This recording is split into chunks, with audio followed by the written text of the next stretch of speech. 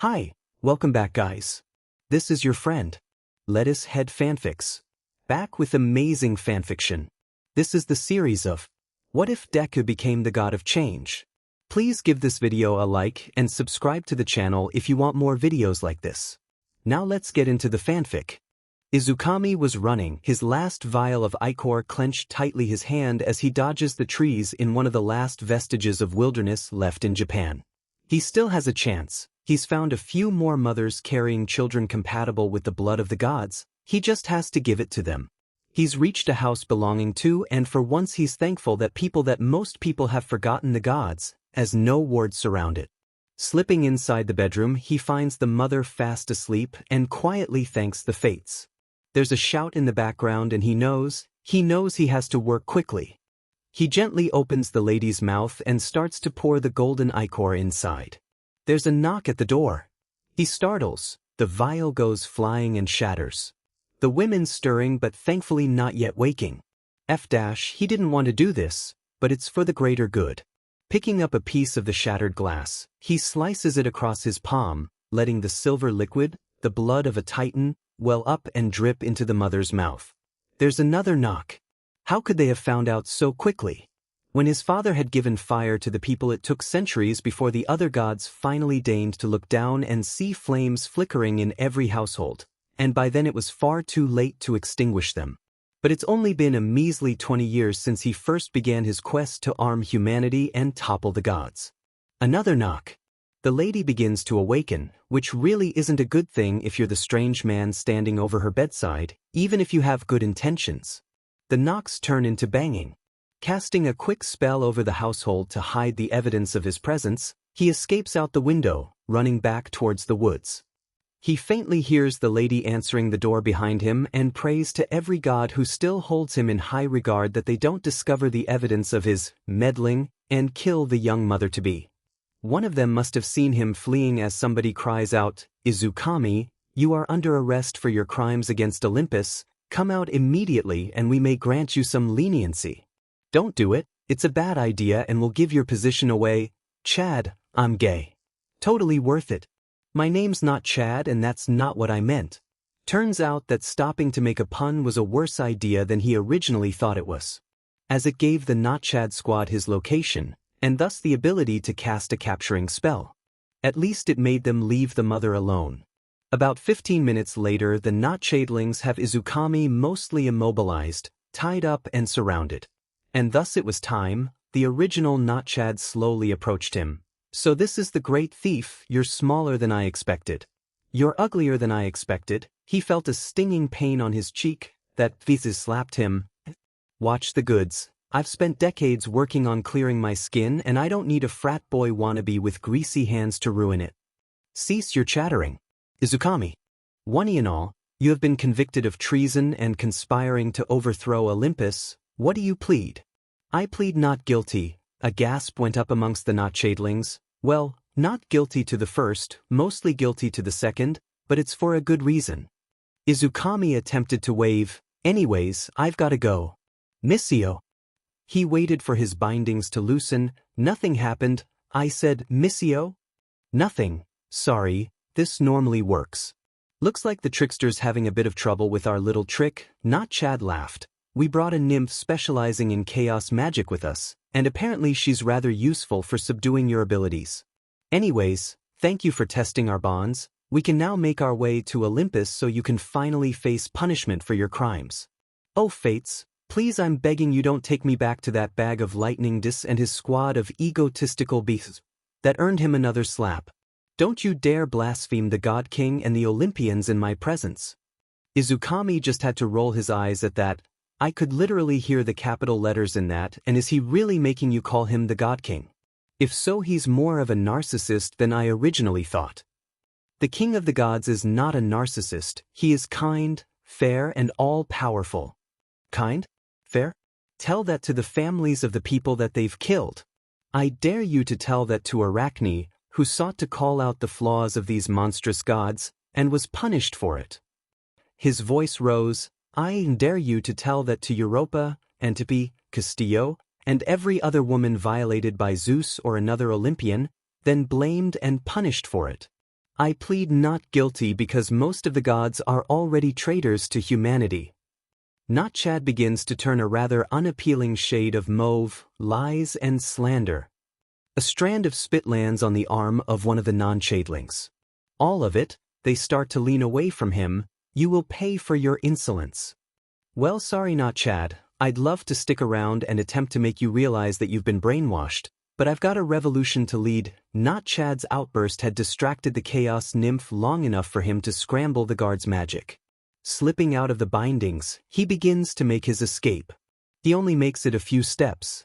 There's a flash of light, a bang, and pain like nothing else he's ever felt before, every nerve in his body wreathed in lightning. The light slowly fades, but there's a noise like somebody screaming. It takes a moment for Izukami to realize it's him. Trying to take a step, he nearly falls and realizes that the ground around him is charred. Zeus. He turns back to face the squad of soldiers with last of his strength, their eyes filled with a faint sort of horror. I dare you to tell me that the Olympians are not cruel, for all I ever did was try to give to the world what you gods take for granted. There's wetness by his lips, and when he reaches up to wipe it away, his sleeve comes back red. Legs giving out, and, voice fading to little more than a whisper, he cries out one last time, "This is a warning to Zeus and every other god that takes advantage of humanity. The people will rise one day and they will topple your throne." As he feels himself fading, his thoughts trace back to that lady with the blood of a half-breed and the 2 children she carries. Go forth, children, with the power of a Titan god running through your veins, and change the world. And in the year 2052, Izukami One, the Titan god of change, of gifts and thieves, son of Prometheus and 8, closes his eyes for the last time. 200 years later, Midoriya Izuku wakes up. Hisashi Midoriya Tsurai's grandmother often told him stories about gods and titans. Of the adulterous Zeus and the jealous Hera. Of the frightening but kind Hades and his far more dangerous wife Persephone. And above all, of the wise Prometheus, the giver of fire, his mischievous wife 8, the teacher of laughter, and their child Izukami, the father of quirks. Thousands of tales of the family of gods who kept true to the people and were ruined for it. She told him about the night her great-great-grandmother woke up to find the remnants of a burning golden liquid on her lips and discovered that every child born after that would call fire a friend rather than a foe. Taught him who he should to pray to for guidance, who to avoid the attention of, and how to prevent receiving the wrath of the Olympians. But as he grew, he slowly stopped believing in her tales and lessons, marking them off as the ramblings of a senile old lady. Like many others, he forgot the names of the gods and the sacrifices that had to be made to make the world what it is. Then his wife fell pregnant, and for some reason, her words came echoing back, stories of a god taken far too young in a fight he needn't have fought. When Midoriya Izuku was born on July 15th in the middle of a thunderstorm, 2 things happened: a bolt of lightning struck the hospital, and a child took their first breath. Hisashi looked into the viridian eyes of his son and felt something similar to what his ancestor must have felt when she wiped her lips and saw the golden blood of Hephaestus. A nurse asked for a name. He remembered his grandmother and the fantastical stories she once told, and he knew from somewhere deep within, the same place that allowed his ancestors to deliver prophecies to the gods millennia ago, that his child was to be named Izuku, the true name of the god of change.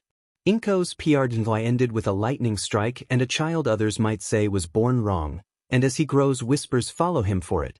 Gossip and rumors about how and why he walks like somebody taller, speak like somebody louder, knocks like somebody stronger. Thousands of little things that if placed together paint a picture of a life lived once before. Although strange, she loved her child.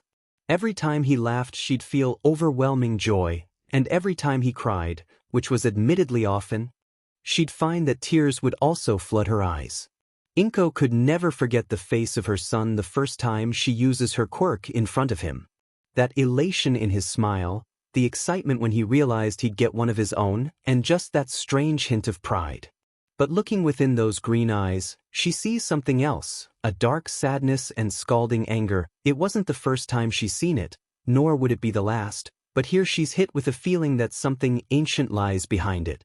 Many years in the future, those eyes will once again meet hers, anger calmed and sadness lessened, asking if she knew the truth. And she will think back to that time and realize that somewhere deep within she did. When Katsuki meets Izuku for the first time, they are both 3 years old. The only 2 kids at the playgroup their mothers set up with All Might onesies, and when they eventually meet again he is the only person who's willing to take on the role of Sir Night Eye occasionally. Thus, even if Deku is a little strange, they are friends and the closest things to equals they will be for years.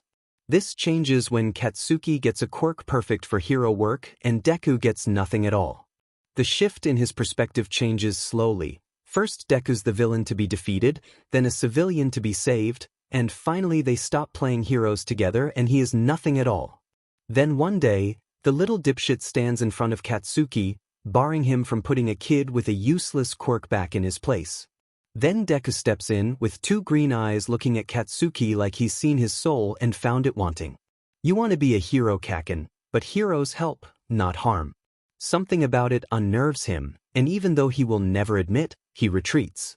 Deku, who was once naught but a pebble underfoot, is now a boulder standing in his way.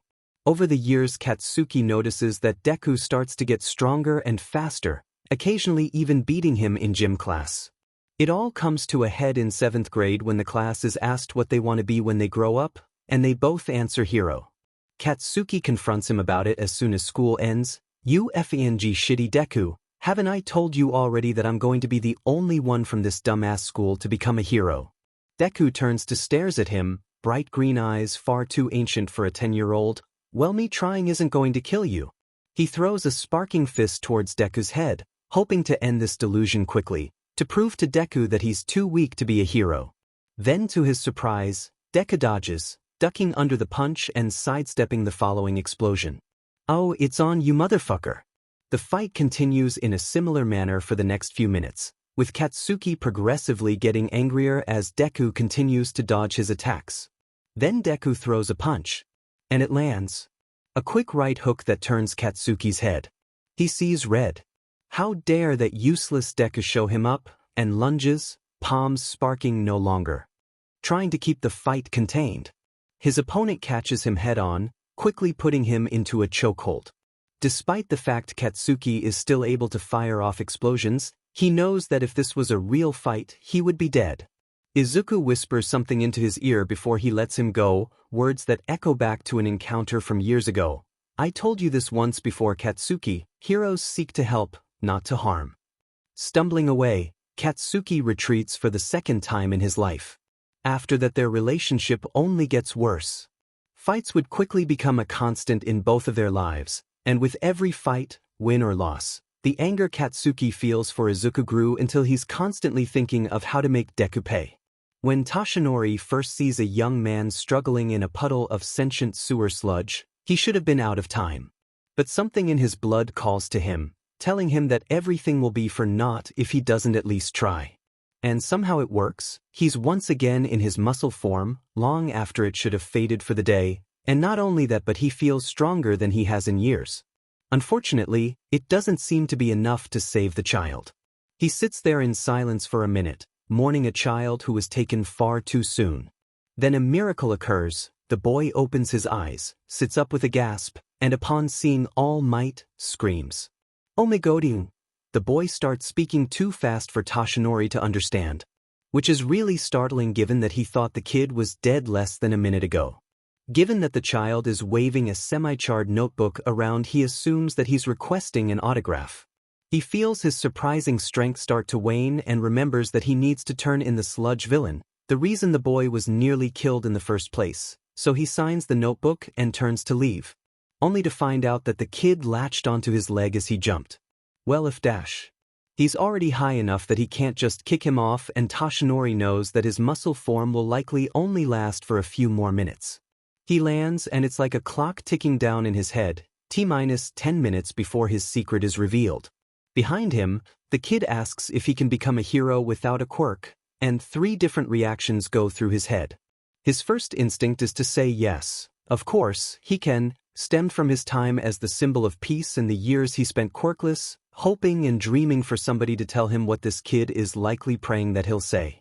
His second idea comes to him as he begins to feel himself weakening from the oncoming transformation, and he briefly ponders the idea of revealing his true form and giving one for all to him. Then he looks up and once again sees the child that nearly died on his watch not 5 minutes ago. He remembers his injury along with all the other hazards that come with the life of a hero and knows what he must do. Sorry, but I simply cannot say you can become a hero. Without power. The kid's face falls, and the moment Toshinori walks out of his line of sight, he lets his transformation do the same. As he leaves the child behind, the part of him that holds the remnants of one for all fades just a little bit more. When Izuku is told he cannot become a hero by his idol, something inside him breaks. The presence within that seldom leads him astray is now screaming at All Might's retreating form, calling him a traitor. He stares down at the edge of the roof and remembers what Kaken said earlier that day, maybe it would be better for everyone if he just jumped.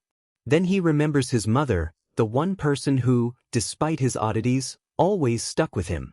After the death of his father, he doubted she'd make it if he was gone. So he turns around and walks away before he can change his mind. As he makes his way back, he hears an explosion, and sees that the sludge villain that had him less than 20 minutes ago has found a new victim. All Might must have dropped the bottles when they jumped. He watches as the heroes on the scene appear to be calling for backup. Then he sees him, Kaken, struggling to breathe while the heroes stand around, doing nothing, and that broken thing within him shatters. Their relationship may never have been easy, but something in Kaken's eyes is calling for help, and if there is one thing that Midoriya Izuku has always been, something encoded into his DNA, etched into his history, it's that he's a hero, and heroes help the people. He lunges forward, ignoring the shouts from the heroes behind him, and with all his strength throws his bag into the villain's eyes. The sludge recoils, giving Kaken just enough time to take another breath. Izuku feels another presence similar to when he was trapped by the sludge villain, and he once again pulls on it, hoping that it does something. Then All Might appears again, really not who he wanted to see at the moment, but beggars can't be choosers. All Might defeats the villain in a single punch, causing it to rain. What a perfect background for the scoldings that follow. Death arms, empty lady, all repeating the same stuff he's heard thousands of times before, and it wasn't even like they were doing anything to help.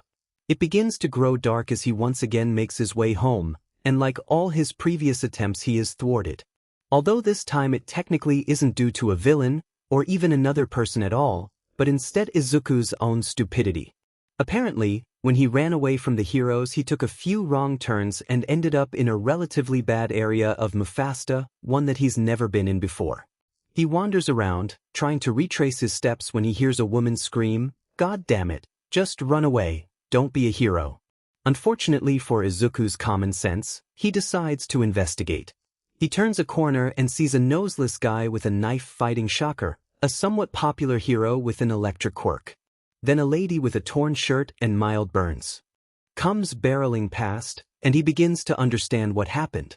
The noseless man moves and all he sees is a flash of silver and the hero goes down, knife impaled in his thigh.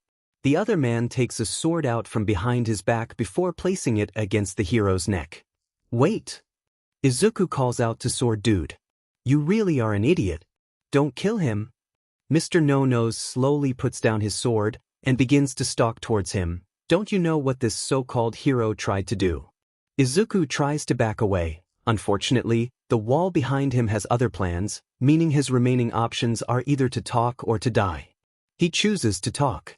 He tried to take advantage of that woman, but that doesn't mean you should kill him.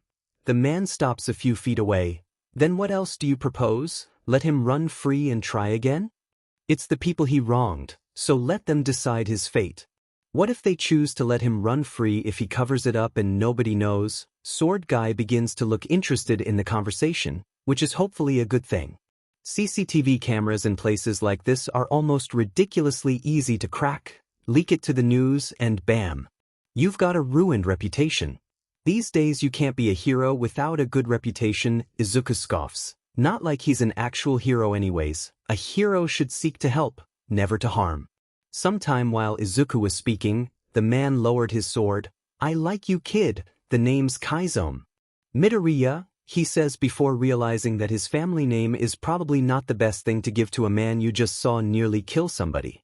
"Midoriya, as long as you hold to that belief, you'd make a fine hero one day. Kaizome walks back towards Shocker, who's beginning to reawaken, grabs his knife, and licks it. Probably his quirk. Well, it's not like I can ever become a hero. After all, I'm quirkless. No matter how much he'd like it to be different, he can't deny that Kakin and All Might were right. That's bullshit, kid. I saw you with the sludge villain earlier today. You did 10 times as much to help as the fake heroes. Kaizome appears to once again be getting agitated before he suddenly smiles. You know, I once went to Yuta. I eventually dropped out, but I could probably get you into it. Izuku didn't want to get his hopes up, but something within told him that this was his chance. Are you offering to train me? Look, kid, you're already a better hero than many official ones out there. If you can get your name out there and succeed, you could change the hero industry in a way I was too weak to. So what do you say? Do you want to be a hero? Kaizome extends his hand, and against his better judgment, Izuku takes it. Izuku wakes up in a rare good mood. Then everything that occurred the night before came rushing back. Meet me here at 8 a.m. tomorrow. Kaizome handed him a business card with a semi-familiar name on it, one Izuku recognized as a nearby gym. A gym?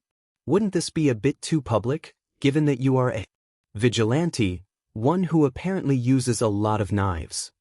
Not if I own the gym. Well, he can't deny that, although he wasn't expecting someone who was technically a criminal to own a legitimate business. Don't give me that look. Contrary to popular belief, illegally fighting crime doesn't pay the bills.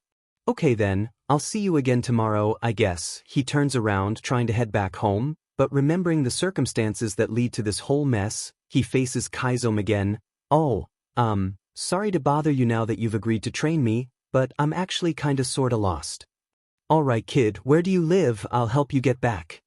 Looking back, it probably wasn't the best idea to give his home address to a guy who tried to kill a hero, but considering all the bad decisions he made last night, it's probably not the worst either. He checks the clock on his wall and sees it flash 7:30, well shit. Hopefully, Kaizome won't mind that much if he's a few minutes late. Heading downstairs, he prepares to sprint outside in a likely futile attempt to make it on time. Maybe he can claim that he got lost again. His plans get interrupted by the sound of voices in the living room. He peeks inside and sees his mother talking to a familiar noseless face, one who appears to be blushing. What the actual F dash? Inko calls out to him, "Morning Izuku, I was just about to wake you up." Then Akaguro came over to explain his offer to train. Oh god, they're on a first-name basis already. Good morning. Hey Kaizome-sensei, I was actually just about to head over to the gym. Maybe if he's lucky nobody will mention the fact that he decided to trust Kaizome even though he tried to kill a dude. So how did you two meet? Inko inquires as Kaizome's and Izuku's eyes meet, and for a moment they understand that under no circumstances is Inko to know the truth. So I was walking home after the sludge villain, but got lost dash. Stumbled upon me and he asked for directions dash. Then he remembered me as the sludge villain kid, and thought I did a good job dash. He recognized me from my martial arts competitions dash. Kaizome's a professional martial artist? And I asked if he could train me. God, Izuku hoped their story was somehow coherent enough to make sense. His mom opened her mouth and both Kaizome and Izuku tensed, hoping that she wouldn't call out the fact that their story was 90% bullshit. Oh, that's nice. Thank F dash. Well Izuku, didn't you say you two were just about to head out? So I'll see you both later. They both say their goodbyes to Inko and start heading towards the gym that Kaizome apparently owned. About a block away from their destination, Izuku stops to face his new mentor. Kaizome-sensei, I feel like we should probably set up boundaries, and one of those boundaries should include not flirting with my mother. A few hours later, Izuku was regretting every decision he'd ever made that led him to this point. Kaizome had made him sprint 3 miles around the warehouse that really shouldn't have qualified as a gym. Then when he was half dead, they began to spar. While Izuku may be able to semi-consistently hold his own against an angry boomboy whose tactics mainly include wildly throwing punches and setting off explosions, against a professional martial artist, he would die. Which unfortunately Kaizome-sensei wasn't allowing him to do at that moment. He takes a hit and once again has an NTMT meeting with one of the inflated mattresses Kaizome's using as a training mat. This would have been so much easier if he decided to focus more on his parkour and self-defense classes rather than computer science. Kid, you're too tense. You need to relax. Kaizome reaches out a hand to help Izuku up. You're repeatedly punching me, and you expect me to relax. You can do all you want, but it's harder to win a fight if a single hit floors you. He sighs. Let's try this again. Remember not to tense up, and make sure to roll with it. Kaizome takes a fighting stance and suddenly throws a punch towards Izuku's torso. Izuku, of course, panics and for the first time that day, lets his instincts take over. Apparently, his instincts have somehow developed super ninja skills, as his mentor is suddenly on the floor with a foot to the head. Wow, kid, you've been holding back. I haven't gotten floored like that in years. Kaizome says, grinning, I think we can call it quits on hand-to-hand for the day. He walks over to a rack of wooden sticks, grabbing two vaguely sword-shaped ones with red lines running down the edges, and hands one to him. See these red lines? That's ink. He runs a finger down the edge and it comes back red. If you can win a fight against me without getting a drop of ink on you, I'll get you a sword. A few hours later, Izuku wishes that Kaizome had killed him in that alleyway. They've been running drills, with Kaizome lecturing him about the basics of sword fighting in the background. Then the clock strikes 2 and he's free. He says his goodbyes and heads out, checking his messages to see that his mom wanted him to grab some milk before he got home.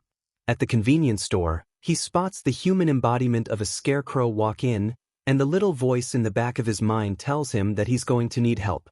So while he isn't exactly expecting the spray of blood that comes out of the man's mouth, he isn't overly surprised either. Are you okay? Do you need me to call an ambulance? The few other patrons of the convenience store begin to crowd the man, as Izuku digs out a pack of tissues from his bag and hands it to him. No need, I'm fine.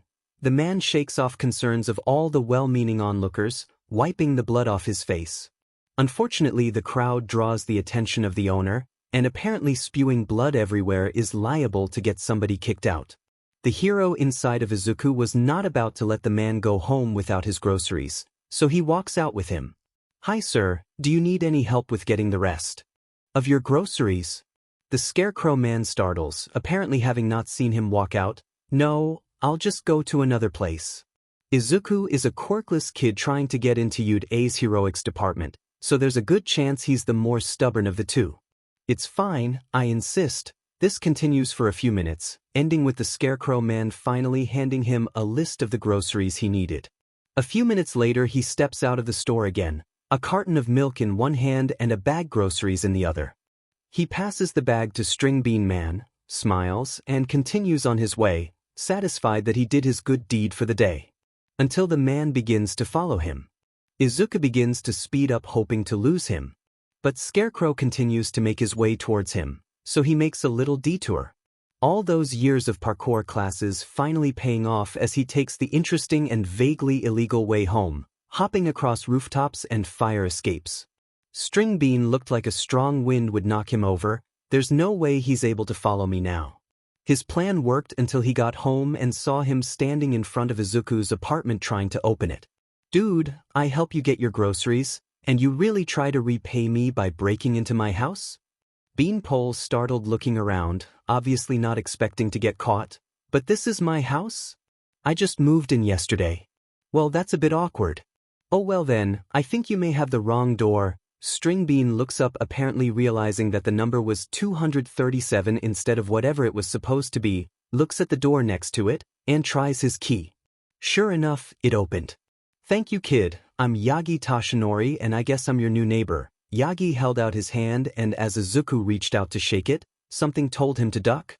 As he did, Yagi once again released a spray of blood, which thankfully flew over his head. I'm Izuku Midoriya. It's nice to meet you. Over the course of the next 10 months, Izuku spends most of his free time either with his neighbor Yagi, who was surprisingly more secretive about what he worked on than the vigilante he knew, or training with Kaizome, who taught him how to fight with a variety of materials from the traditional, like his fists and swords, to more random items such as a cell phone and duct tape.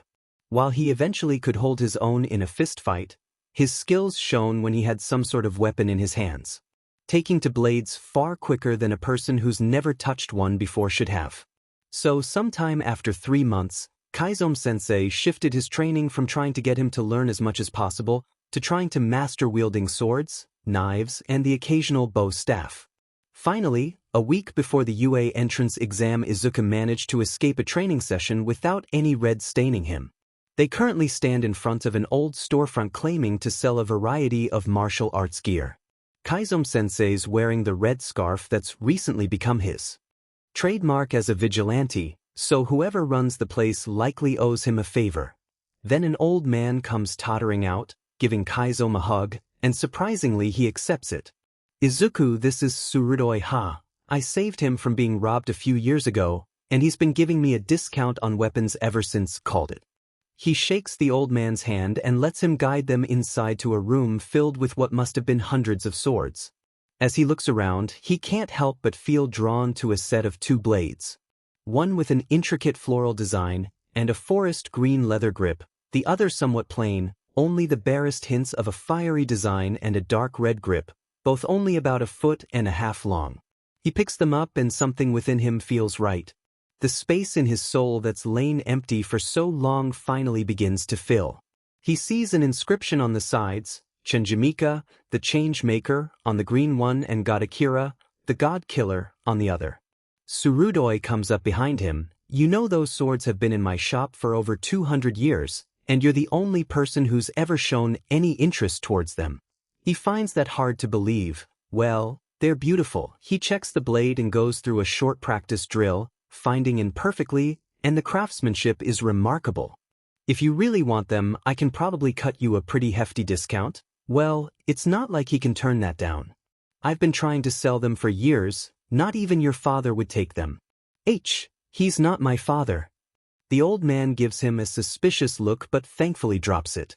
He tries to wave over Kaizomi, who's busy giving bedroom eyes to a set of daggers. There's no response, so he shouts, "Yo sensei, I found something." That catches his attention, and he meanders over. "Oh, those look nice, good choice, kid." He glances towards Tsurudoy. "How much?" "My family has been trying to sell those for over longer than I've been alive. I'm just glad for them to be gone, so I'll give them to you for 2,000 yen. The old man begins to look at Izuku like he just handed him a basket of kittens. Deal. And thus, Izuku unknowingly began his journey to reclaim his godhood. The second time Toshinori speaks to Izuku, he instantly regrets telling him he can't be a hero. After all, who else but a hero would insist that they get groceries for a man they don't know, especially after they just vomited up blood in front of them? He almost wants to ask the kid to stay and talk after that, but he doesn't, causing him to mentally kick himself all the way home.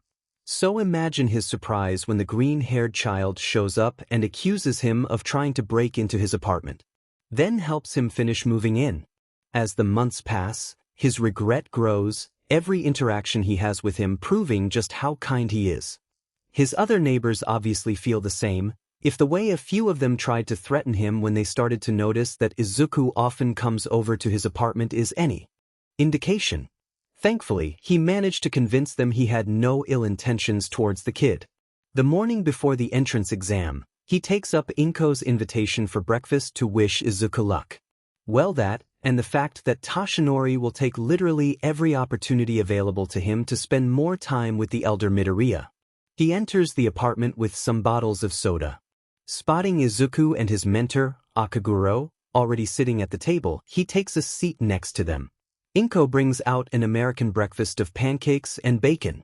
They open the sodas and eat in silence, knowing that depending on the results of that day many things would change. Toshinori hadn't yet told them about his secret, or even about the fact that he's going to be working at UA this upcoming year, but as he glances over at the kid next to him, he knows that he'll never find a better successor. So no matter what happens, no matter how many strings he has to pull, he'll get him into the school, even if it's just general education. He watches Izuku take a sip of soda, and decides that as soon as he confirms his place in UA, he'll tell him the secret of One for All. An hour later, Toshinori feels part of his power fade, realizes that Izuku accidentally took his bottle of soda, and thinks F-. 45 minutes after breakfast, Izuku stands in front of the entrance of UA. Taking a deep breath, he begins to step forward, then there's a jolt, something about the world seeming to shift ever so slightly, but there's a tap on his shoulder and he never lands. Are you okay? Looking up, he sees a girl with brown hair and a large smile make a symbol with her hands, causing him to stop floating. Sorry I used my quirk on you, but I thought I'd be bad luck to fall. Holy F, somebody is talking to him. It's fine, thanks for catching me. He's actually having a friendly conversation with somebody his own age. Then a loud bell goes off and somebody ushers them into the testing facility before he could ask for her name. 3 hours later, the written test has ended, and Izuku is about 5 seconds away from passing out. He doesn't exactly know why he's so tired but suspects it has to do with his headaches happening every half hour, causing the lights to grow brighter and colors to get more intense for a few seconds before returning to normal. Izuku begins to make his way to the cafeteria after most of the kids have left to avoid getting stuck in the crowd. Unfortunately, he didn't count on there being multiple testing rooms. As a second horde of people comes racing through in an attempt to be the first to get to lunch, another shift occurs and he goes down. This is it, 15 years of hanging on to life, ended by hungry children. Then over the noise, a voice cries out, a giraffe's coffee would be cold by the time it reaches the bottom of its throat. What the F? His thoughts appear to be echoed by most of the students around him. The voice shouts once again, clear a pathway. Doubt screaming random stuff and asking people to move works. Then the crowd begins to part like the Red Sea. Alright, what the actual F dash? His apparent savior, a kid with lilac hair and eye bags indicating insomnia, stops in front of him. Izuku stares at him, unable to shake a feeling of familiarity despite being certain they've never met before. Then he realizes he's still on the floor. Thanks for saving my life, I'm Izuku Midoriya. I'm Shinso Hitoshi. He officially has a name of somebody in the school who doesn't want to kill him, yet. Is this friendship? Was that your quirk that made people stop? His savior's mood visibly dropped. Yes, it's called brainwashing. I can control anybody who responds to me. That is an awesome quirk. That has to be one of the coolest quirks I've ever encountered. I hope you want to be a hero because you've got the perfect ability for it. That's a cruel joke. Oh God, was this kid bullied? He's a kindred spirit. It's not a joke. You could end almost any conflict without casualties. They reach the lunchroom and get online for some food. Well, it's not like you know anything about having a villainous quirk. You probably have an awesome quirk perfect for heroics, and there it is, time to play the quirkless card. Hopefully, Shinso won't be like Bichigu. I'm quirkless, so no, I don't know what it's like having a villainous quirk. In fact, I don't know what it's like to have any quirk. If there's one thing Kaizome had made sure to drill into his head, it's that the fact he's quirkless is one of the most versatile psychological weapons at his disposal. Kid, being looked down upon is a tool. Very few people would use their full strength on somebody who they don't think can fight back. You've got the sympathy of the people, so use it. As expected, Shinso shrinks down with a guilty look on his face, hopefully thinking about how glad he is to have a quirk. I wish we could switch, he whispers, which is not what Izuku is expecting to hear. Don't, being quirkless has only made me stronger, instead just use spite to motivate you. Shinso smiles slightly at that. They finally reach the front of the line and grab their food, then Izuku spots the girl who saved him before the test sitting alone, or as alone as you can be when there are over 200 kids in the same room. So he makes his way over to her, dragging Shinso along. Hey, thanks for saving me earlier, I'm Midoriya. He points to his new purple-haired friend, and this is Shinso. She perks up and smiles at him, shuffling her stuff to the side to make room. Hey, I'm Ochako. Are you two also trying for the hero course? He now knows the name of 2 people who don't want him dead. Yup, we're probably among the least likely to get in, but where there's a will, there's a way, Shinso says while shoveling food in his mouth at speeds that should be humanly impossible. I've got a villainous quirk, and he doesn't have one at all. Izuku tenses, scanning Ochako's face for any hint of disgust, for her to recoil at them, but nothing occurs. There's no such thing as a villainous quirk, only villainous people. He relaxes and realizes that in the span of an hour he's gained more friends his age than he has in the rest of his life combined. Wow, that's sad. That's what I've been trying to tell him. Shinso smiles at that and Izuku realizes it's the first time he's seen it. It's achingly familiar, and for a second he feels the ghost of water on his skin and tastes ash on his tongue. Then it's over and he realizes that he was staring. Over the next half hour, they talk about everything and nothing. He goes off about how cool their quirks are, and for once they actually listen. Then the bell rings, signifying the beginning of the presentation for the entrance exam. They all shuffle into the auditorium, the crowd pushing Izuku away from Shinso and Ochako. He grabs his seat in the back as quickly as possible to prevent another lunch incident, only to find that the inhabitant of the one next to him is the kid who's the most likely to kill him. He keeps his head down and begins to pray that Katsuki won't notice him, or at least not challenge him. With the headaches he's been having, he's not entirely sure if he can take him down without injury. Unfortunately, a moment later, Katsuki turns his head, his face going through a variety of emotions: shock, anger, murderous rage. Then he takes a look around, apparently realizing that the presentation is about to begin. As well as the fact that if he murdered the kid next to him, he'd probably be kicked out.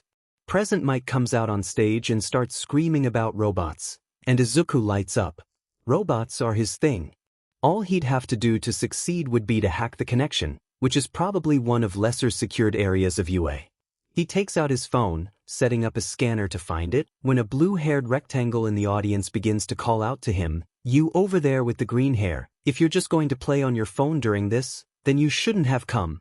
Throughout his entire life, Izuku has never been able to stand people who stick to the letter of the law like glue. People like this dude. Dude, maybe it's part of my quirk. It's really not, but the human rectangle doesn't need to know that. His phone dings found it. He quickly begins writing a program that should shut down any robot that comes within 15 feet of him. As soon the testees get dismissed to their proper zones, he grabs his bag, sprints out before Katsuki remembers he's there. A few minutes later, he's armed with his program, his new swords, plus a metric ton of knives Kaizomi-sensei let him borrow, and is ready to take on an army of robots. Then he spots Shinso in a complete panic. "Midoriya, I am going to die. My quirk doesn't work on robots." Izuku gives Shinso a look over and realizes that his insomniac friend has likely not been professionally trained in fighting. Stares at his phone and the program on it and decides that he can probably make it with just his swords. "Here, have this." He hands Shinso his robot-destroying phone and prays that he's not also handing over his chance of being a hero. "This'll shut down any robot within 15 feet of it, please don't destroy it." He spots Ochako trying to concentrate a little away and begins to drag Shinso over to wish her luck, but the rectangular a-hole decides to once again interfere, shouting, "Can't you see she's trying to concentrate?" But before he can snap out a witty reply, a buzzer sounds and the gates open. The true test has begun. Above testing area beta, a panel of teachers sits to watch the events unfold. Hizashi points out a purple-haired child to his husband. "Are you sure that you don't have any children? 'Cause that kid sure has your eye bags." "I haven't seen my sister in years, so I'm pretty sure," Shoyuta says before realizing that said child appears to be surrounded by a ring of dead robots. He looks up his file and sees that his quirk should have been brainwashing, not whatever is currently occurring. Interested, he makes a note to ask the kid about it if he passes. He looks around to see if anybody is working on rescuing the various examinees they've hired to play injured students, and spots a green-haired boy he recognizes as Midoriya Izuku, one of the few quirkless kids who've attempted to get in, and the first who actually seems to stand a chance. The new teacher, whose name he forgot, sitting next to him appears to be following his progress rather closely. Then the timer hits 2 minutes and Netsu calls out to release the zero-pointer. Izuku Midoriya really hates his instincts, especially their insistence to make him a hero. He's helped approximately 20 other examinees who've gotten crushed under rubble or trapped by various other means, and took down exactly one robot. He's racing around looking for a nice robot to kill when he hears a voice cry out for help. "Don't you dare." He dares. Running over, he sees a grape-looking thing sticking a lady to a wall before beginning to touch her. Izuku ain't gonna stand for that in a hero wannabe, so he does the rational thing and throws a knife at him. "What the F dash?" the soon-to-be-crushed grapes cries out, turning to face him. Unfortunately, he decides to put his foot in his mouth and burn off any last vestiges of sympathy Izuku might have for him, saying, "Oh, do you want a piece of her too? I'm sure she won't mind that much if we share." Great boy is dead to me. He throws a few more knives at him, these ones pinning his clothing to the purple ball on the wall behind him, and turns to help the woman out before she waves him off saying, "Go on, I'll be fine. I think you only have 2 minutes left to get points." Are you sure? He knows he doesn't really have time, but he can't help his need to save. I'm sure, now go. Hearing this, he continues his search for a few more robots. It only gets a few feet before the earth starts to shake. A robot the size of a skyscraper appears over some of the buildings, and he vaguely recognizes it from the images of the zero-pointer in the presentation. I thought this thing was supposed to be small. He freezes, seeing a crowd of kids sprinting away from it, and prepares to do the same. Then a familiar voice cries out, "Somebody, please help me," and he begins to run towards it, like an idiot. Ochako apparently got trapped under a piece of concrete from the robot's destruction, and quirk overuse prevents her from lifting it up. I really wish I had my phone about now. The robot's bearing down upon them, getting closer with every second that passes, and somehow in the depths of his soul, he knows what he must do. He takes a few steps back, then begins to once again sprint towards it, feet pounding against the pavement, and a second before the robot is about to crush his friend, he jumps. Izuku goes higher than he would have thought humanly possible for anyone save All Might. Then with all his strength, he punches the robot. It goes flying, face caved in completely. It's at this point he realizes that he's at least 500 feet in the air with 2 likely broken legs and an almost certainly broken arm. As gravity takes a hold of him once more, Izuku remembers. He's falling from farther than anyone ever has before, further than anyone ever will again. Through the clouds and the atmosphere. He doesn't fear his landing, too caught up in the betrayal that led to it. All he thought to do was to remind Zeus and the other gods about their purpose to guide the humans, to help them grow and discover. Unfortunately, Zeus doesn't take kindly to being told that. He doesn't mean to use his magic on them, the magic that once brought him great fame as Olympus conquered the other pantheons. But things get out of hand, his followers grow angry with being denied and attack the guards, who in turn fight back, escalating the situation into a full-scale riot, with none but him trying to regain the peace. Then somebody takes a shot. Blood goes flying as one of his friends collapses, and he feels the rush of power he associates with using his abilities. As soon as the guards stop being able to use their magic, they open fire on the crowd. What was once a peaceful protest turning into a complete slaughter. It ends with only him standing, the ringleader who wants nothing but peace, surrounded by blood and bodies. The trial goes by in a blur. He can't help but feel like he's still in the midst of the massacre, trying to save someone, anyone from death. They banish him, call for him to be tossed off the edge of their world with no care to whether he lives or dies. So he falls. His life doesn't end when he hits the ground, but he almost wishes it did.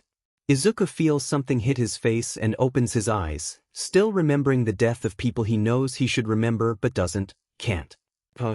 Had apparently slapped him, her quirk activating to prevent him from falling to his death. He realizes that he only took down a one-pointer, and struggles to get up, to move, to do anything but reflect on what had just happened. The timer goes off. The test is over.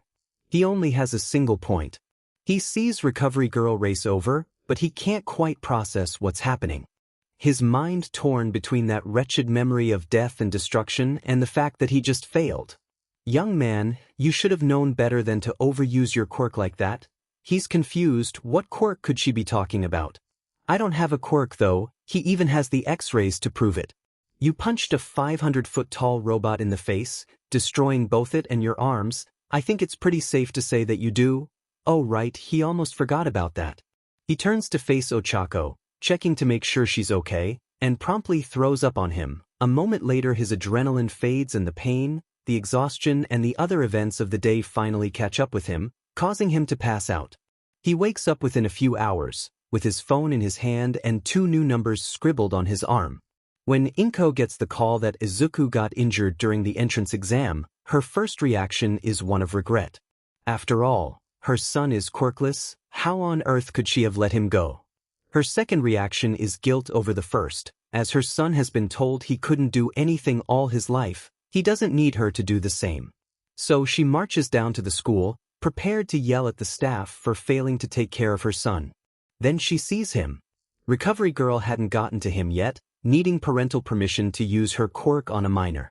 His arms look like they went through a meat grinder, blood staining the bandages wrapped around them.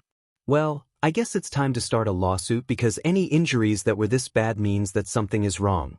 Recovery girl walks in, and Inko knows that if this was in any other situation, she'd be trying to get her autograph. But here now, she said.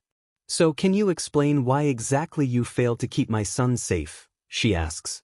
The youthful hero hands her some papers to sign saying, "Well, probably because he may not be as quirkless as everyone originally thought. That's impossible. He's had x-rays, blood tests, brain scans, and about 15 other medical procedures to check for quirks, and they all came back negative." In response, the older woman pulls up a video of Izuku destroying both a robot and himself. Well, there goes the lawsuit. We have absolutely no idea how. He's a complete medical mystery. But whatever the cause, he needs to learn how to control it. Can you recommend anybody who specializes in unruly quirks like this? It would destroy her son if this prevented him from helping people. If he gets accepted, we might be able to get Aizawa, who has an erasure quirk, to mentor him. She scowls, in the unfortunately likely chance Aizawa refuses. His husband, Hisashi, has a difficult quirk, so he might be able to give some pointers. If nothing else, the newest member of our staff, Yagi, has a strength quirk. The name Yagi sounded vaguely familiar, but she brushes it aside. After all, a more pressing matter is at hand. And if he doesn't get accepted? Then you can probably find somebody who has experience with cases similar to this, or you could invest in quirk suppressants. Inko hands her back the papers, and the nurse uses her quirk to heal Izuku. Bones slowly straighten out as his arms start to once again look like arms. He stirs and slowly opens his eyes, miming something before slipping unconscious once more. How long till he can return home? Probably about an hour. He really just needs to sleep right now. Inko sighs, relieved.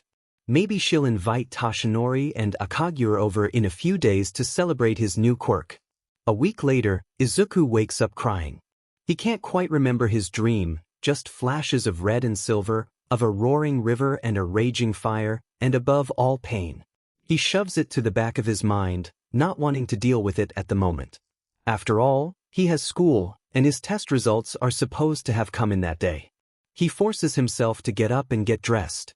Making his way out of the house, he sees his mother, Yagi-san, and Kaizomi-sensei asleep on the sofa with the TV on in front of them, and thinks about what Tsurudoi said about Kaizomi being his father. Maybe in a few years, he'll be right.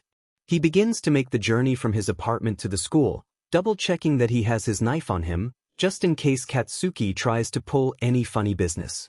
He eventually makes it into homeroom without encountering the explosive boy, when the teacher comes with a stack of papers, saying in a monotone voice, "Today is the day you've all been waiting for. The results of your entrance exams have arrived."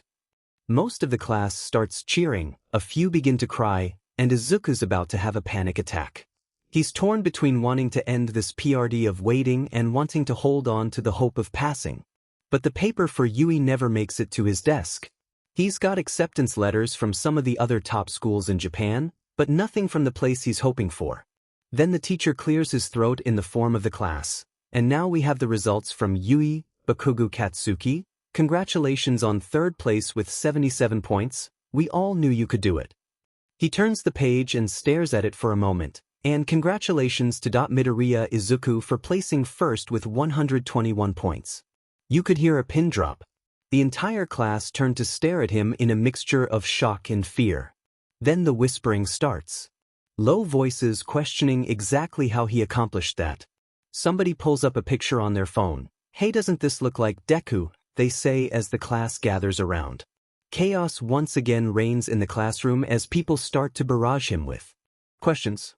Out of the corner of his eye, Izuku sees Katsuki glaring at him and knows that when school ends, he's probably going to be glad he brought his knife. When the final bell rings, Izuku hightails it out of there, hoping to avoid Katsuki. He makes it about a block before he's spotted by the blonde Pomeranian. Bakugo makes his way over, looking murderous as usual. "Time to play Kaken Bingo. Are you looking down on me, you shitty nerd? Mention of Katsuki's unacknowledged inferiority complex? Check. Did you think it was funny to hide a quirk from me all these years? Well, that's new. First of all, you're like a foot taller than me, so it's pretty DMN hard to look down on you. Secondly, I don't have a FING quirk. Sure, he may have punched out a huge robot, but since he still reads as negative in all the tests, he legally can't have a quirk. Then how do you effing explain this? Katsuki takes out his phone to show him an image of Izuku annihilating the zero-pointer. You've become a FING meme. That was not what he was expecting to happen when he saved Uraraka, but it does provide the perfect opportunity to F with Katsuki. I was imbued with superhuman strength through the magic of friendship. You should try it out one day. Then he sprints away because he's not that much of an idiot. The next few months go by far better than Izuku was hoping. Now that the teachers believe Izuku has a quirk, they've started breaking up the fights between him and Katsuki. It's almost as if they suddenly start to recognize him as a human being. Funnily enough, people even started to treat him better than Katsuki, since he placed higher on the entrance exam. Needless to say, Izuku hates this. Maybe he suddenly developed a quirk, maybe he placed first on the entrance exam, but he has always been a human deserving of respect. This sudden change in treatment made him realize exactly how fed up Eldera is. So of course, he brings it to the attention of his mom so they can sue for mistreatment. It's only been a month of evidence gathering, but with the overwhelming evidence of quirk-based discrimination, it's probably not going to take that long for it to go through. He's currently sitting in Yagi-san's living room, ranting about the unfairness of it all to his neighbor. And I forgot my pencil. Last year they would have taken points off, but now they just gave me a new one. Isn't that a good thing though? It's getting better for you. It is, but I just wish they treated me like this when they didn't think I had a quirk. It's not like I even have one now. Yagi blushes and gets a semi-guilty expression on his face. Well? Yagi-san, are you aware of something that I'm not? He nods and suddenly with a poof of smoke, All Might appears. I'm actually All Might, my quirk can be passed on, and I accidentally gave it to you. What the legitimate F dash? I'm not even going to start on the All Might thing, but how the F do you accidentally pass on a quirk? Especially to somebody who doesn't even know about it. I was planning on informing you soon, and asking if you wanted to be my successor, then you apparently took a sip of my soda and somehow something happened. What exactly is your quirk? Maybe it could explain everything that's happened. It's called One for All. It allows the user access to a large stockpile of power which can be passed on through the generations. I was planning on making you my successor after you got into Yui. Yagi seems to recall something, since it caused you to break your bones. I'm not going to tell you not to tell Inko, but if you do, could you make sure to mention that I have absolutely no idea how this happened, and I wanted everybody's consent before this happened. I will keep that in mind when I tell her, but you might still need some fancy chocolates to prevent your death. Yagi-san gets a familiar look of terror on his face. One that Izuku has only ever seen on the face of somebody remembering exactly how much of the human body is made up of small objects. And since I'm assuming that you're Yui's new staff member with a strength quirk, I'm hoping that you decide to teach me about how to use this quirk without breaking my bones. My boy, did you really think that wasn't going to train you after I got you into this mess to begin with? He shrinks back down into the form Izuku was more familiar with, then promptly vomits blood into a nearby tissue. Now you need to explain exactly how and why All Might is currently in your condition. The next day when Inko gets home from work, Izuku already has dinner made. Which is already sending up some red flags, as while Izuku often makes dinner, he seldom goes to such lengths as to make kairaisu her favorite food. What did you do? She asks as soon as they sit down. He flushes bright red. Nothing, can't I just treat my mother to dinner every once in a while? The last time you made curry rice, you broke one of my favorite glasses. She isn't actually that upset that he did something, knowing that if it was anything really bad he would have told her as soon as she got home. Well, I swear that I did absolutely nothing wrong. He continues to mutter something under his breath that she can't hear until he picks up again. Actually, I found out the cause of the entrance exam incident. He's found out the reason for the singular most frustrating legal event in all her 30 years as a legal investigator. The reason that her son was nearly killed. Whatever it is, it better be fearful. Oh, you did? It's actually a rather funny story. Yagi-san's quirk is actually to pass on a stockpile of power. She's really not liking where it's going. Given that he's not keeping this a secret, she'll wait a little while before she goes next door to remind him exactly why her past cases are considered horror stories. Her son continues, oblivious to the murderous rage emanating off her, and apparently he's been thinking of passing it on to me to help me with heroics, but I accidentally took a sip of his soda before the entrance exam, and apparently that somehow transferred his quirk to me. She'll give it about 3 minutes before Toshinori is a quivering mess before her, maybe 5 minutes if she's feeling nice. I hope you don't mind if I go next door to have a little talk with Toshinori about this. She makes sure to keep up a pleasant-looking smile until the door behind her is closed, as to not worry him. As soon as she hears the click, she goes on the warpath. Toshinori answers the door instantly, holding a bouquet of flowers and a fancy-looking box of chocolates. Izuku must have prepared him. Hey Inko, you look really nice today. She ignores him, pushing past him to get inside. So Izuku told me about your quirk, All Might. He startles, obviously not expecting her to know this, so he either didn't tell Izuku or told him not to tell her. But she wouldn't be a good investigative lawyer if she couldn't tell that her own neighbor was the #1 hero. I just want to state for the record that this was a complete accident, and based off of past experiences it shouldn't have happened. Well, you got one thing right, it shouldn't have happened. Now what are we going to do to fix it? Izuku has a little over a month before he starts Yui. If he doesn't stop breaking his bones every time he uses it, she's going to try her hardest to put a few more zeros in All Might's ranking. Izuku wakes in a haze. His dreams have been getting clearer over the past few months, but he still can't quite remember what they're about. Only flashes of color and a sense of familiarity that he's unable to shake. Then he remembers what day it is. Looking around his living room, he spots Shinso and Ochako still fast asleep.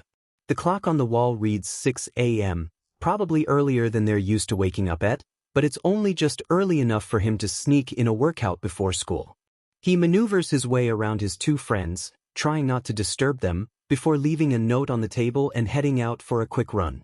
He gets back about half an hour later only to find both his friends still sleeping, and given the distance from his house to Yude, it's probably not a good idea to let them sleep for much longer. So he does the rational thing and puts his old compilation of All Might rescues on TV, and plays it at full blast. It works like a charm.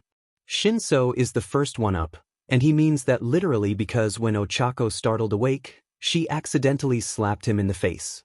So Shinso is on the ceiling, Ochako's screaming, All Might's face takes up half the wall, and Izuku's just standing there laughing his head off at the scene before him. Izuku, why must you be like this? Shinso calls down from the ceiling.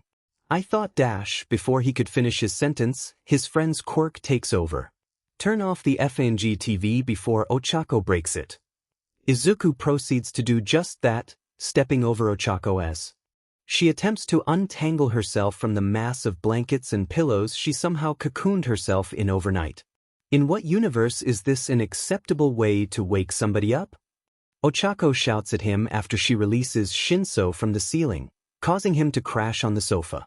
In the universe where this is the first day of Yuri, and we need to leave in an hour, the two perked up at that, remembering that they didn't decide to have a sleepover here for no reason.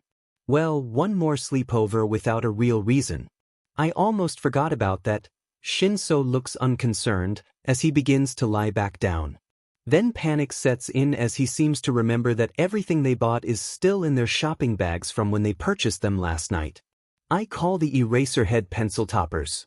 They make a mad dash for the bedroom as they begin to divide up the miscellaneous school supplies they bought. A fight quickly breaks out, and within a few minutes, Midoriya and Shinso once again find themselves on the ceiling as Ochako loots the pile.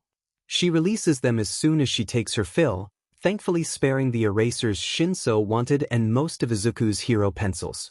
Finally, they're ready to begin. Izuku stands in front of Yui, looking up at the school he's been dreaming of for years. If you told him even a year ago that he'd be standing here today with a quirk, albeit one he never asked for, and his two best and only friends, sad life, Alexa, and the thought is gone, he'd probably call you crazy. But nonetheless, here he is. Taking a deep breath, he steps forward. Across the gate that separates the world of heroes from the rest. Across the gate that millions will never see the other side of in person. Across the gate that's the only thing that separates him and his dream.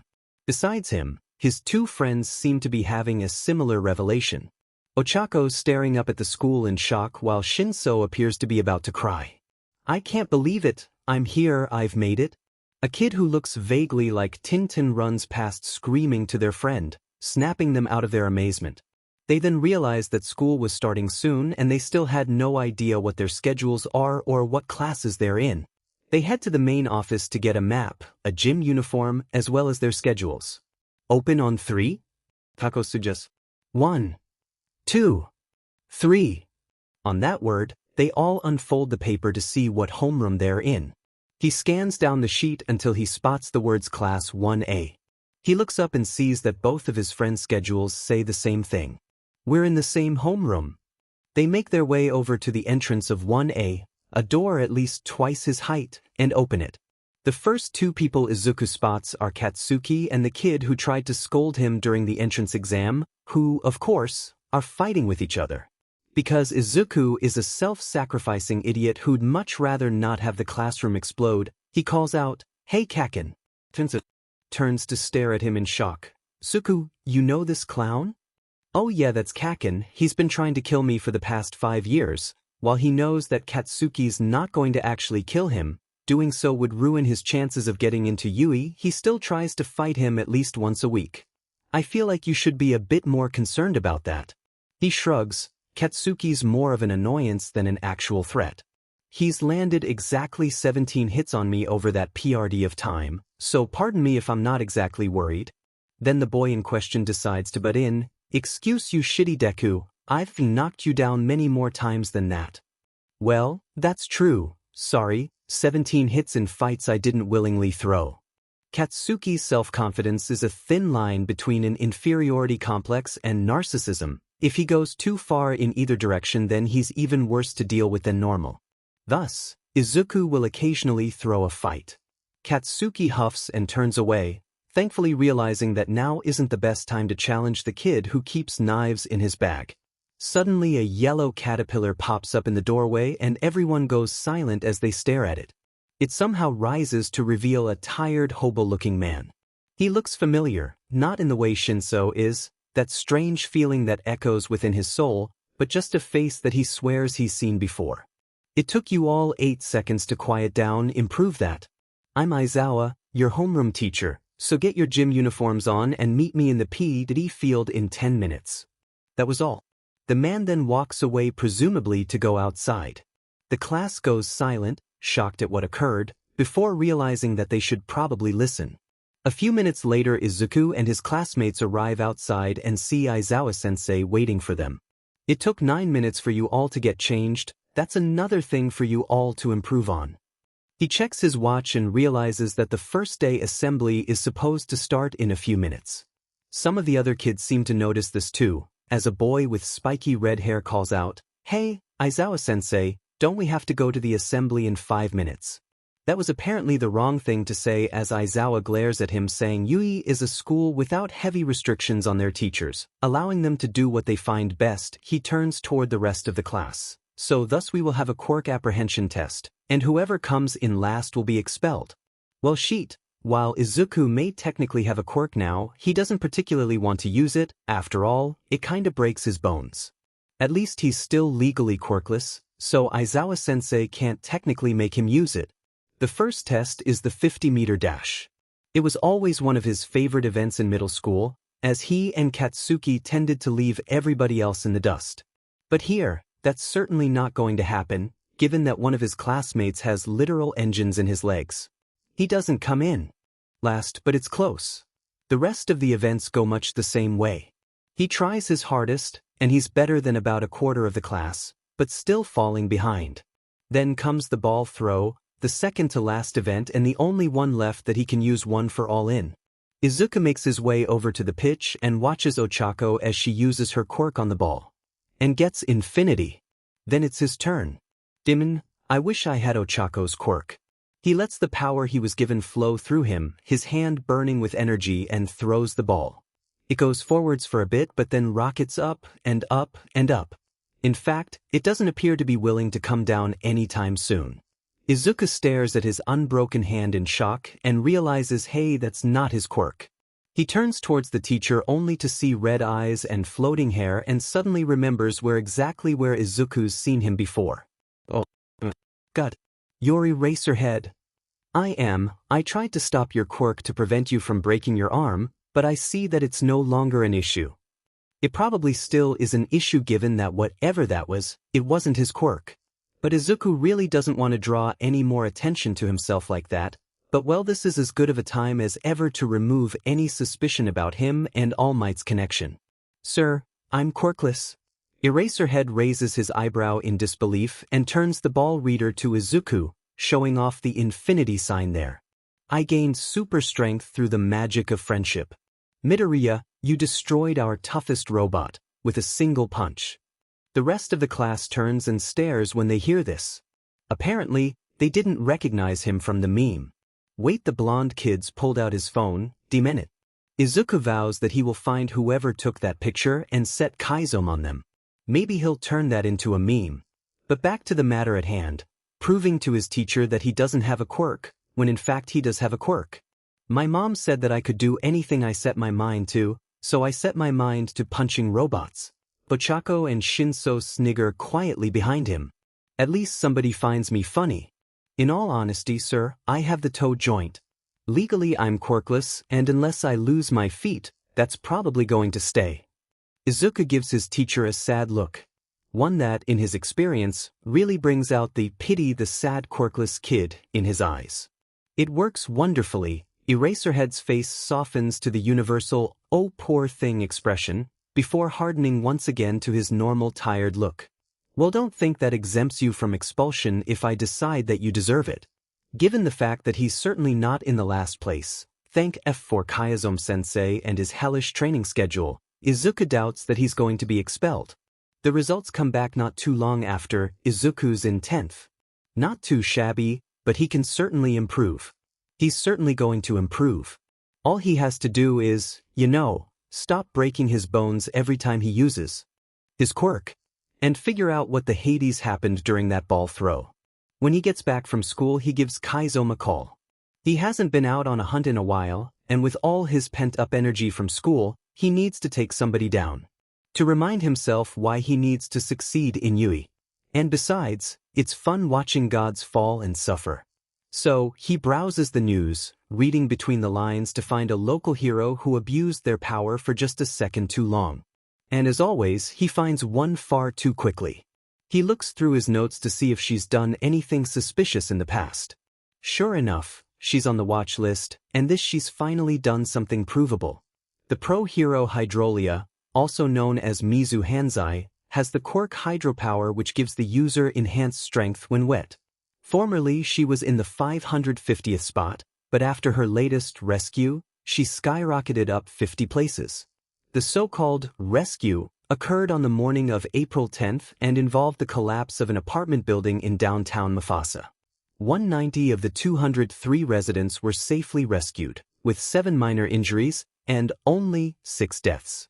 Upon investigation by the police, they discovered faults in the foundation and it was ruled an accident. At least that's what the official story says. In actuality, the apartment building was recently remodeled and had just gotten approved by a reputable inspector. Plus, the cracks that would be necessary to take down a building of that size would have to be huge, and thus highly noticeable. Her sidekick Midoriya was spotted in nearby security cameras the night before the collapse. Midoriya's quirk was called Tag, and which allowed her to teleport any item or parts of an item she touched to her location up to 24 hours after contact. This could have allowed Hydrolia to order Midoriya to tag parts of the foundation, which would then be teleported away once Hydrolia was in a position to rescue the inhabitants. Not even a week after this event, Midoriya was killed in a violent villain attack. This combines with a little bit of digging that Izuku did on the way home. The man who labeled the collapse as an accident received a sudden influx of money in his bank account soon after the report. An influx that just so happened to be the same amount that Hydrolia's bank account lost around the same time. All of these combine to form the story of a hero that needs to be taken down. So Izuku calls Kaizome and puts out an official hit. Then sets up the spill. Hydrolia's days are numbered. An hour after Izuku puts out the hit, Kaizome calls. Hydrolia's knocked and tied up the ruins of the apartment building she took down. Are you ready? Izuku pulls up the security feeds near Kaizome and quickly erases any trace of his presence. Thankfully, the vigilante has enough common sense to avoid as many cameras as possible. Then it's showtime. Izuku opens his data packet on Hydrolia's crime, then with just a few more clicks, it's sent to almost every screen in Japan. Beginning with the victims of her crimes. Sure enough, his trademark opening soon pops up on the computer in front of him. Hydrolia's face is crossed out over a background saying liar in dark red. A second later, Izuku's heavily modified voice starts listing out Hydrolia's crimes. The heroes are probably sending out a search party, but they'll never find him. After all, who'd accuse the ultimate hero fan of being a hero killer? Even if Hydrolia is no longer a hero. The next day, the school is ablaze with rumors about Liar. Apparently, the fact that Yui has a heroics course makes any hero-related conspiracies 10 times more popular. Hydrolia was found in a coma near the collapsed apartment building about half an hour after the report went up.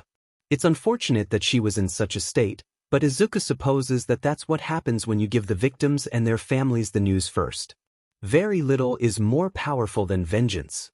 Izuku steps through the doors of his classroom to find a red spiky kid, Kirishima he thinks, holding a discussion about the fallen hero. I can't believe she killed her sidekick, that's totally unmanly. Hydrolia still saved hundreds of people from the building. Even if she caused it, she obviously didn't want anyone to die. Momo pipes up in Hydrolia's defense, and Izuku frowns slightly. Hopefully, she doesn't think that what Hydrolia did is excusable. Thankfully, the discussion catches Uraraka's attention, leading her to butt in. If Hydrolia caused the collapse, then she fully deserves whatever punishment she's given. She stops to take a breath and tears start to well up in her eyes. One of my cousins lived in that apartment. The funeral was last week. That quiets everybody. Momo and anyone else who started to support Hydrolia glance towards the floor guiltily. Izuku himself is shocked. He knows that Uraraka recently had a death in the family, but the fact that it was Hydrolia is new to him. A twinge of pride courses through him for catching the killer that affected his friend. A moment later, Aizawa crawls through the door, once again clad in the sleeping bag from the day prior. And thus the day begins. Heroics class is the last PRD, which Izuku cannot wait for. He's been training with the #1 hero for the past few months and has lived next to the man for even longer, but there's just something about taking official classes that makes everything seem real. All Might bursts in through the door in the back of the class with a loud, "I am coming through the door like a normal person." Okay, so Heroics class is now officially Izuku's favorite class because Tashinori is wearing his Silver Age suit. Now he just has to convince the man to not make it a one-time event. The class then receives their heroic costumes. Izuku didn't submit a formal design, save for the mandatory measurements and pictures, as well as a request for pockets that he can safely keep his blades in. He probably should have given them a bit. As whoever designed his costume obviously looked at him and said, "You know what, this kid looks like a effing bunny." But it's still a pretty good costume if you ignore the 2 bunny ears that he has whenever he puts the hood on. It's a mint green jumpsuit, with black combat boots and many pockets that can apparently be used to hold knives. The finishing touch is a dual scabbard for Godakira and Chenjimika that slings over his back, creating an X shape over his chest. He inserts his swords into the sheaths and tests out drawing them quickly. He stumbles the first few times but quickly gets the hang of it. When Izuku finally exits the dressing room, almost everyone else has already gone to the field their class is scheduled to be in.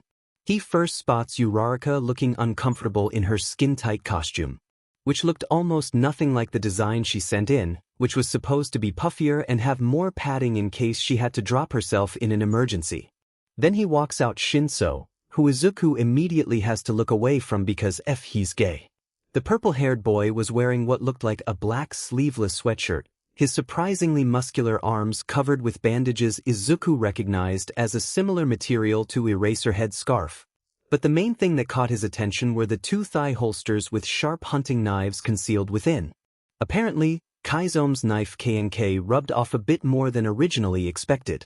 Izuku turns back to his friend, trying to will himself to not blush by focusing on anything other than the knives. "Hey Shinso, I like your costume." Then it's Shinsu's turn to blush, something that Izuku will not admit he is happy to see. All Might comes out not long after everybody exits the changing room and quickly explains the battle trial. He's seen the lesson plan before and thinks that it's certainly an interesting idea to give everyone a quick taste of what being a hero will be like. Soon enough it's time for everyone to get paired up.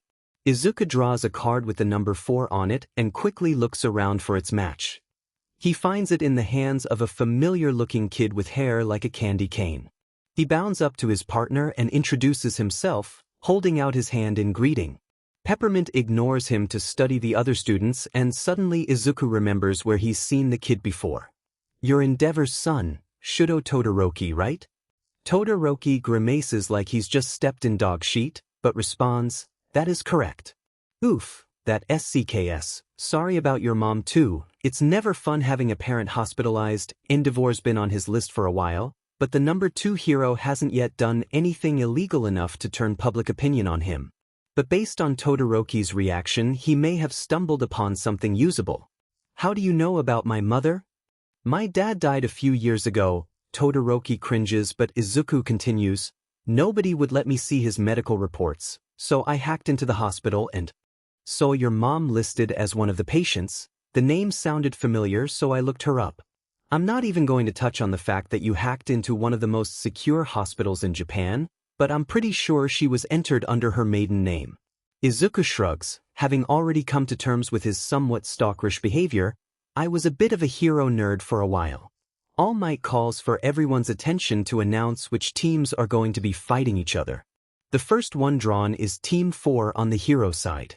Then for the villains, it's Team 6, Ida Tenya, and Katsuki Bakugo.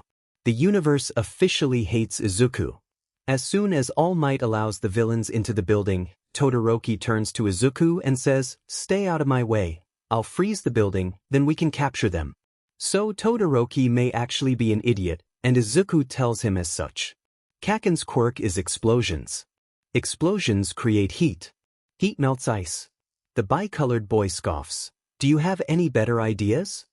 Izuku hasn't studied years' worth of hero fights for nothing. Of course he has a better idea. As soon as the 10 minutes are up, Izuku races into the building.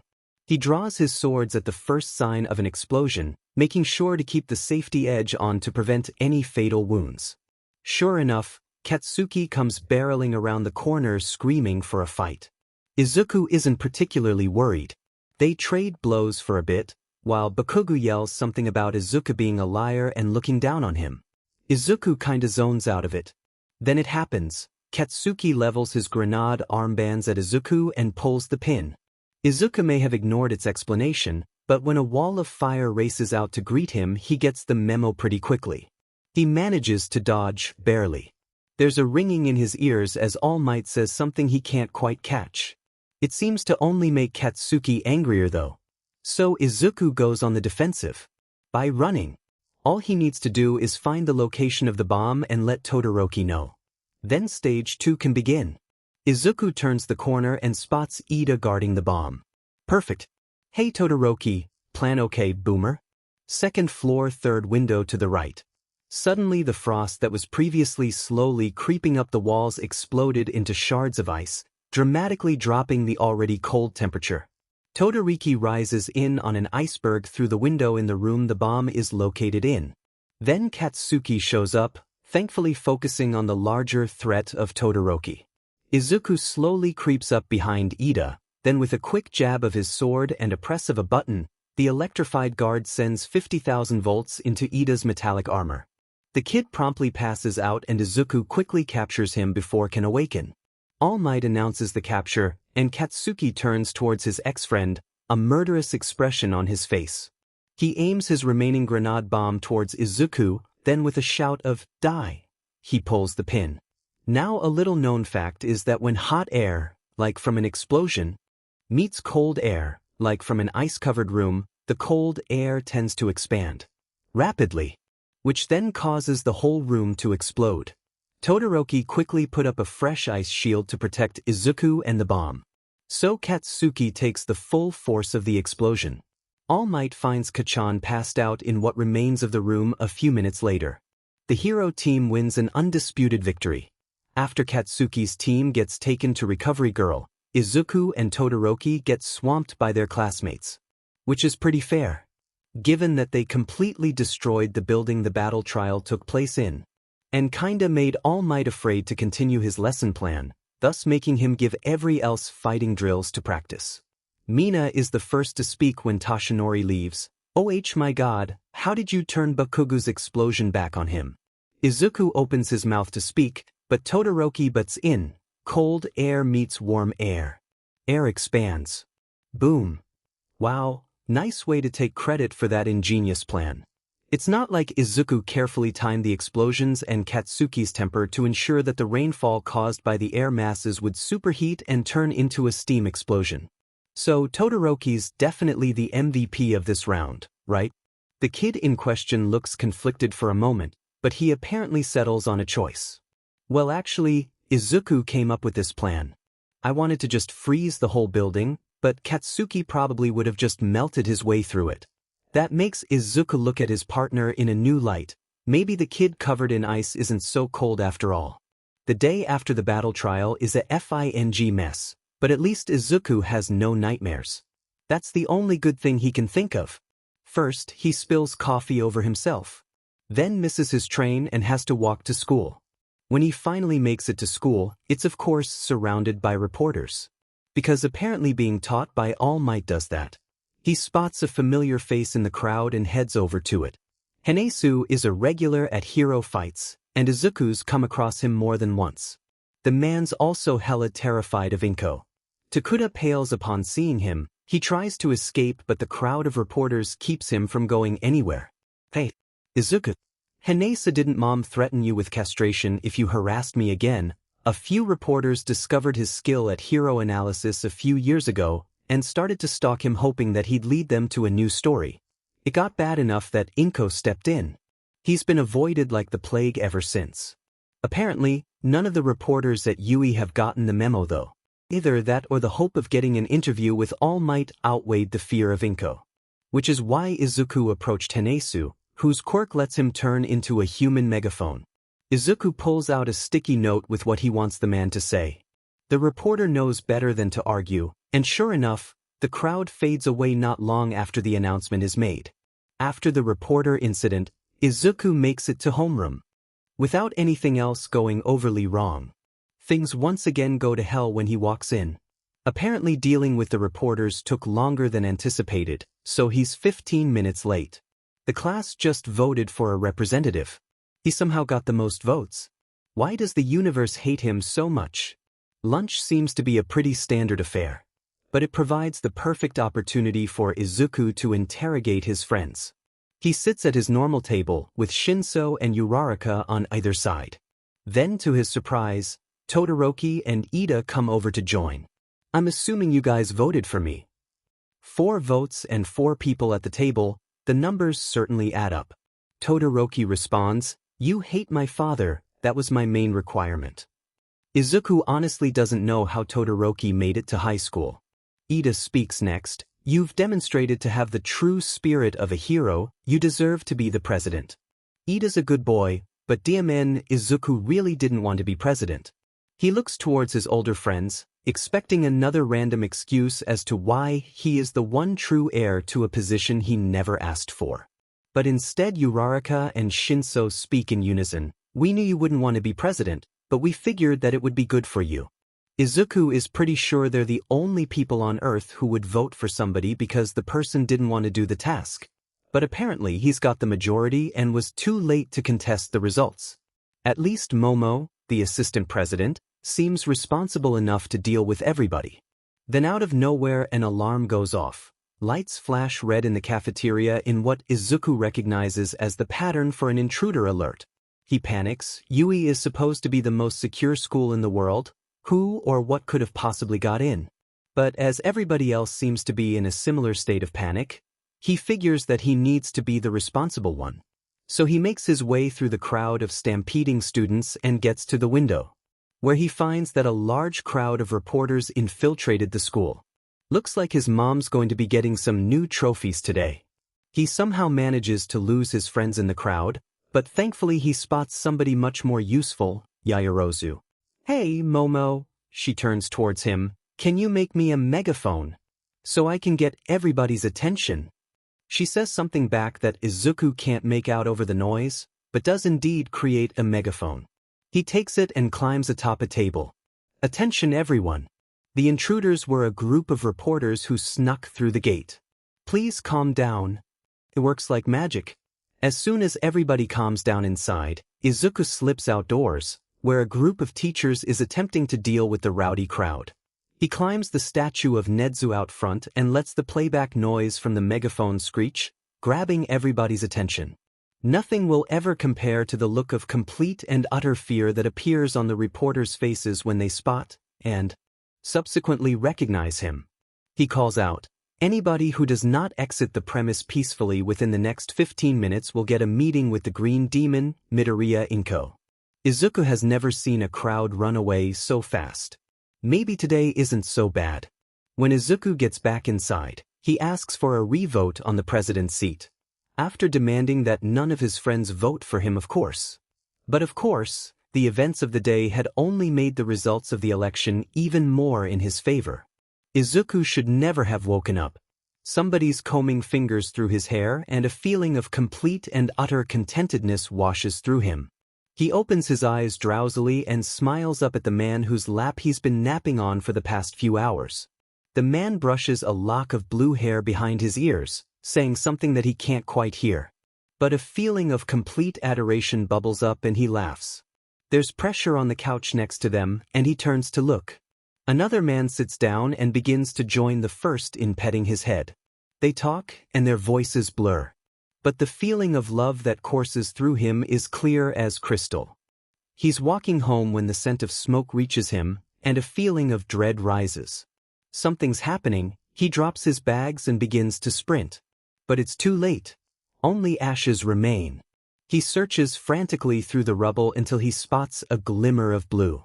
He digs towards it until the pile shifts, freeing the object to roll towards him. It's a head, burnt almost completely, but still vaguely recognizable. He fights the urge to GG. He can't break down, not now. Not when the other could still be alive. He keeps digging. Izuku wakes up screaming, tremors running up his spine from the smell of burnt flesh and the taste of ashes on his tongue. Inko races in. It's been years since his nightmares have gotten this bad, but still, thousands of sleepless nights due to thunderstorms have ingrained the instinct within the duo. It's the first time it's ever been like this, though. He's only ever seen the same scene before. A group of soldiers standing in front of him, chains locking his arms behind his back, and then pain like nothing else he's ever felt. The pattern has been disturbed, and that more than anything freaked him out. But maybe it was just a leftover from an old one for all holder. Yeah, that's probably it. His mother rubs circles on his back until his shaking mostly calms down, then with a calm voice she asks, "Would you like a hot chocolate?" Izuku nods, not quite trusting himself to speak yet, but needing to get that taste off his tongue. She guides him into the kitchen and begins to heat a pot of milk. Zoning out, he thinks back to the dream. The two men with hair of red and blue that something within him calls out to. But the more Izuku thinks about them, the blurrier their faces seem. It's only when Inko sets a mug of chocolate down on the counter in front of him that he realizes he's crying. He looks up into his mother's concerned face and tries to ignore the ringing in his ears as she says something. "Today. What? Are you up for going to school today?" Izuku thinks back to what the syllabus says today will hold. He thinks they're having a trip for rescue training, something he's been looking forwards to learning. It would be a shame to miss it. But still, he hasn't had a night that bad in years. He makes up his mind. Nightmares are something he's dealt with for years, something he'll likely continue to deal with for years to come. If he skips school for something as minor as this, what's to stop him from setting a precedent and skipping for even smaller stuff? So a few hours later, he packs up his stuff and put his uniform on. At least rescue training won't be too demanding. Izuku begins to regret his decision on the bus ride to USJ. Everyone's talking over each other about quirks. Normally, he'd be the first one in line to rant about quirks, but the sharp pain in his head keeps him from focusing. He's sitting next to Shinso at least. The purple-haired boy's shoulders are surprisingly comfortable, and he tends to be one of the quieter kids in class. Plus, unlike Uraraka, Shinsu's not going to draw on him if he falls asleep. Thankfully, by the time they arrive at USJ, his headache has mitigated enough that he feels comfortable participating in the activity. When they disembark the bus, 13 is there to greet them. But, unlike what the syllabus says, All Might is absent. Izuku shrugs it off. He probably got held up by a bank robbery or something. Hopefully, he'll arrive in a few minutes.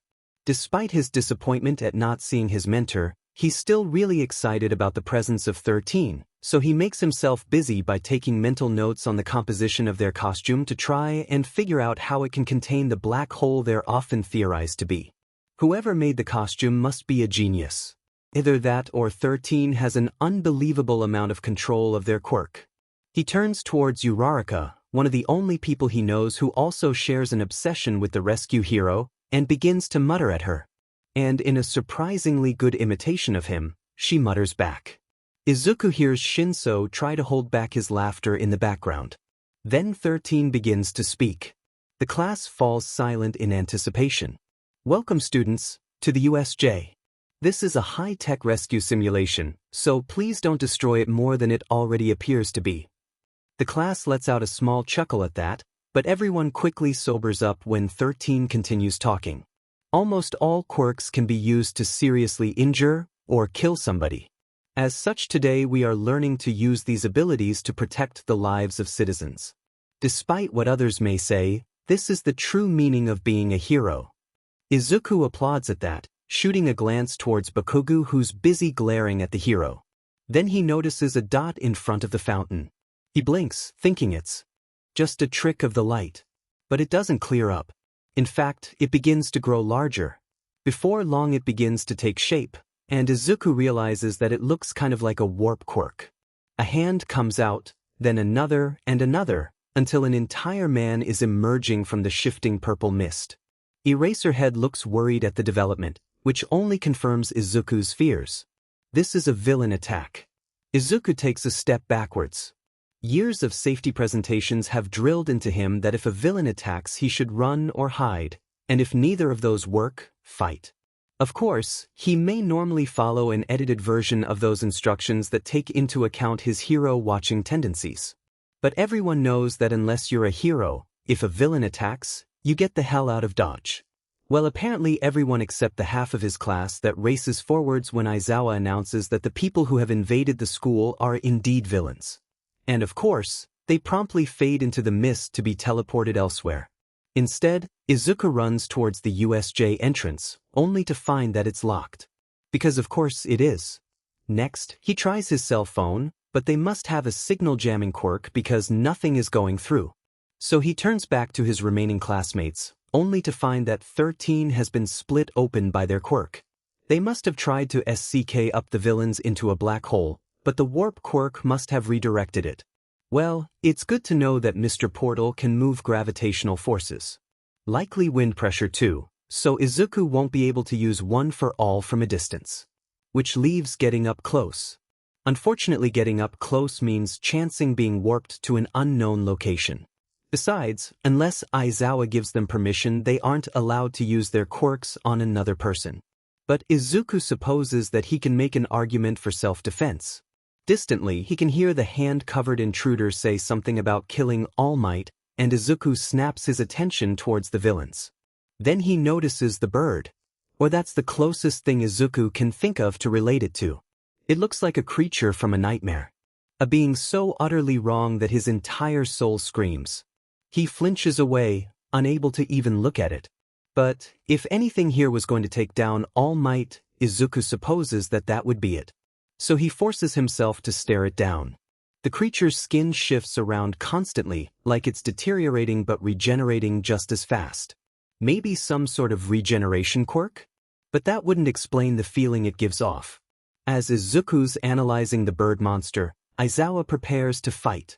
He's able to take down a few villains. Izuku's impressed by the versatility his teacher has in hand-to-hand, and his timing for erasing his opponent's quirks.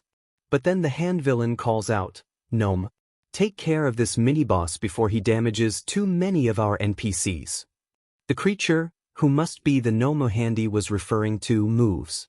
It's fast, faster than anything of that size has any right to be. Before anyone can even blink, the monster is upon the pro hero. Eraserhead doesn't stand a chance. He's caught in the monster's fist and smashed into the ground, which cracks under the force of the impact. Izuku rushes over without thinking, the need to protect overwhelming his common sense and fear. He calls up One for All and punches the Nomu with everything he's capable of. His arm doesn't break, but neither does the monster. Some chunks fall off, but they regenerate just as fast. It must have some sort of impact resistance alongside regeneration and what appears to be a strength quirk. But that should be impossible.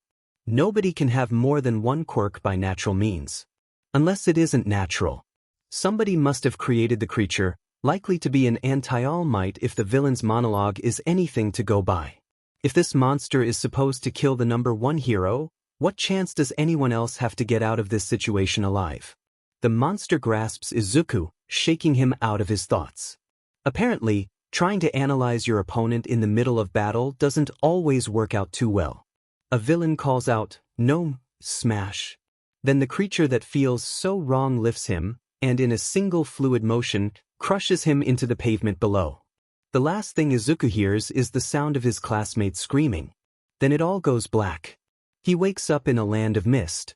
Fog swirls around him and he can't remember how he got here. Something happened and he knows he needs to get out, but he doesn't know why. In the distance, he sees a shape, a blurred outline of color.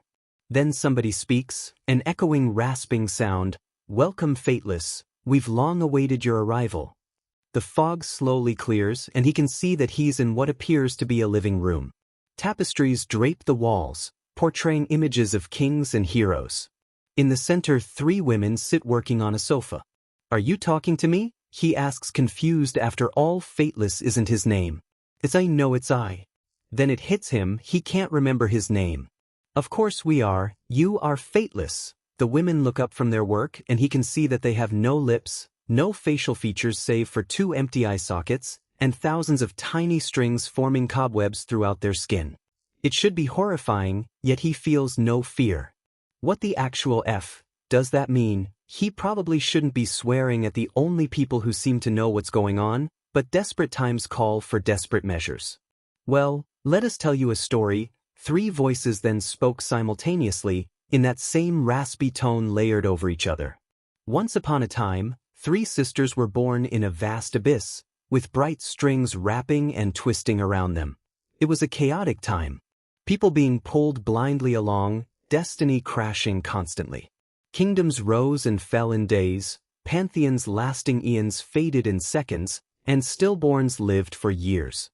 So they took those strings and wove them together, creating a tapestry of life and death, tugging them at times and slackening them at others, trying their best to ease and untangle fate.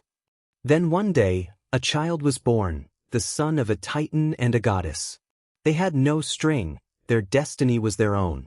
And their mere existence changed fate, helped it along. So the sisters watched over this child they had no control over. But the child eventually died, and the universe rebelled. Quirks suddenly became a thing and the strings changed, tangled once more. They pause as the woman on the left, clothed in blue, approaches and lays her hands on his head. "That child is you." Then he remembers. Izukami falls. He doesn't know how long he's been falling for, it could be seconds or hours. It's all the same to him. Maybe he'll die when he hits the ground, a fitting end for the god who led his followers to ruin. Like Lucifer in the old Catholic myths. He remembers fighting the angels, cutting down the winged near-gods with every swing of his swords. Looking back, were they really worth fighting? Would any of the other pantheons he helped crush have done a better job helping humanity? Maybe, but he'll never know. He's startled out of his thoughts by a brush of cold. It seems that he's passing through the clouds. Impact is likely imminent. He tries to turn over, to get a glimpse of the land that will end up as his grave. There's a winding river beneath him, surrounded by a forest that goes on as far as his eye can see. At least he'll be surrounded by beauty when he dies. Closing his eyes, he lands in the river and sinks to the bottom. The fates must be laughing at him, the son of the fire giver, destroyed in water. Lulled by the motion of the stream, he lets go of his consciousness and fades away. Izukami awakes in a warm bed, something he honestly never expected to do again. Trying to sit up, he finds that he's wrapped in bandages from nearly head to toe. He's a second away from tearing them off when he realizes what this means. Somebody still believes in him. Not many based on the extent of his injuries, but he's alive and thus must have somebody who he needs to live for. The door creaks open and a red-headed man steps in. His face lights up when he sees Izukami. "Oh, thank Apollo you're alive. I was starting to get worried you wouldn't make it." Izukami pushes himself up to face the redhead. "How did I get here? The last thing I remember is falling and... My husband pulled you from the river and we carried you back here. Not many people nowadays would take kindly to men with silver blood, so I figured that we were your best bet." He whistles sharply for a second before a loud clunking noise comes from another room and a purple-haired man runs in yelling, "He's up?" Izukami startles at the noise and sudden intrusion, while the redhead glares at the newcomer before turning back. "Well, I'm Tokori, and this complete mess of a water nymph is Shinyuda. We're willing to offer you a place to stay until you recover." He can't stay here, not when he's fading and still needs to find a way to see whom among his priests have survived, and try to convince them to leave him before they're destroyed as well. But even he can see that heading out while injured is a bad idea. So he nods his head. "That would be nice. Anyway, I'm Izuku."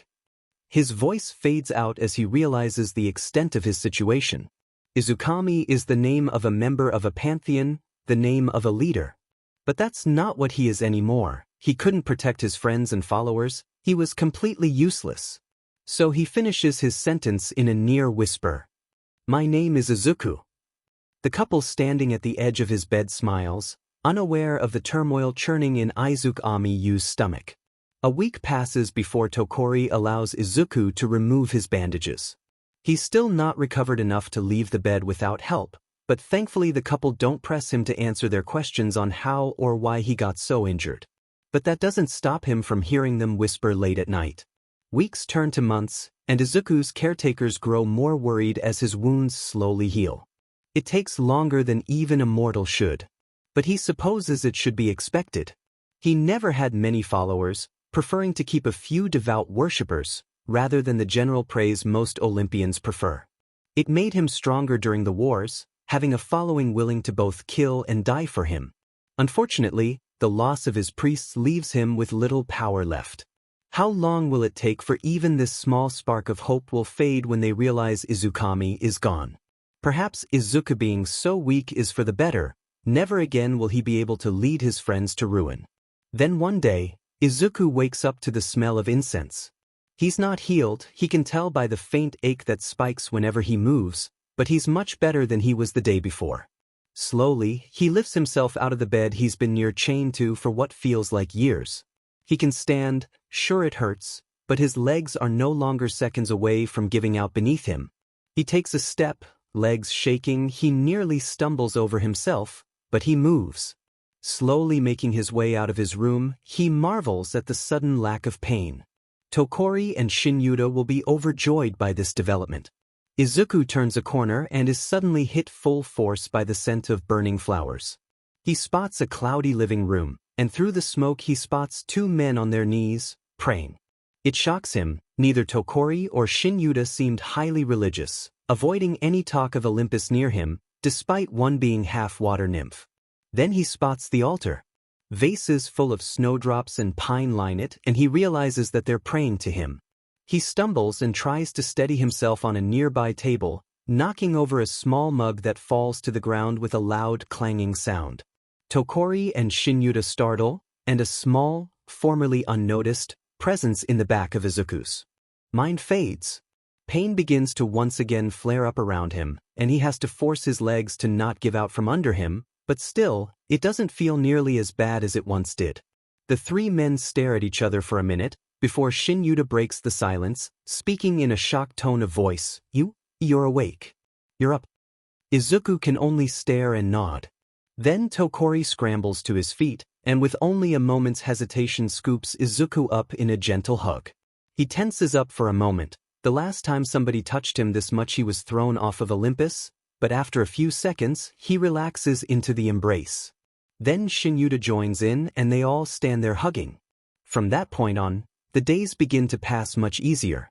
Izuku doesn't think that his hosts know about his old self, only worshipping him as many households do during the fall.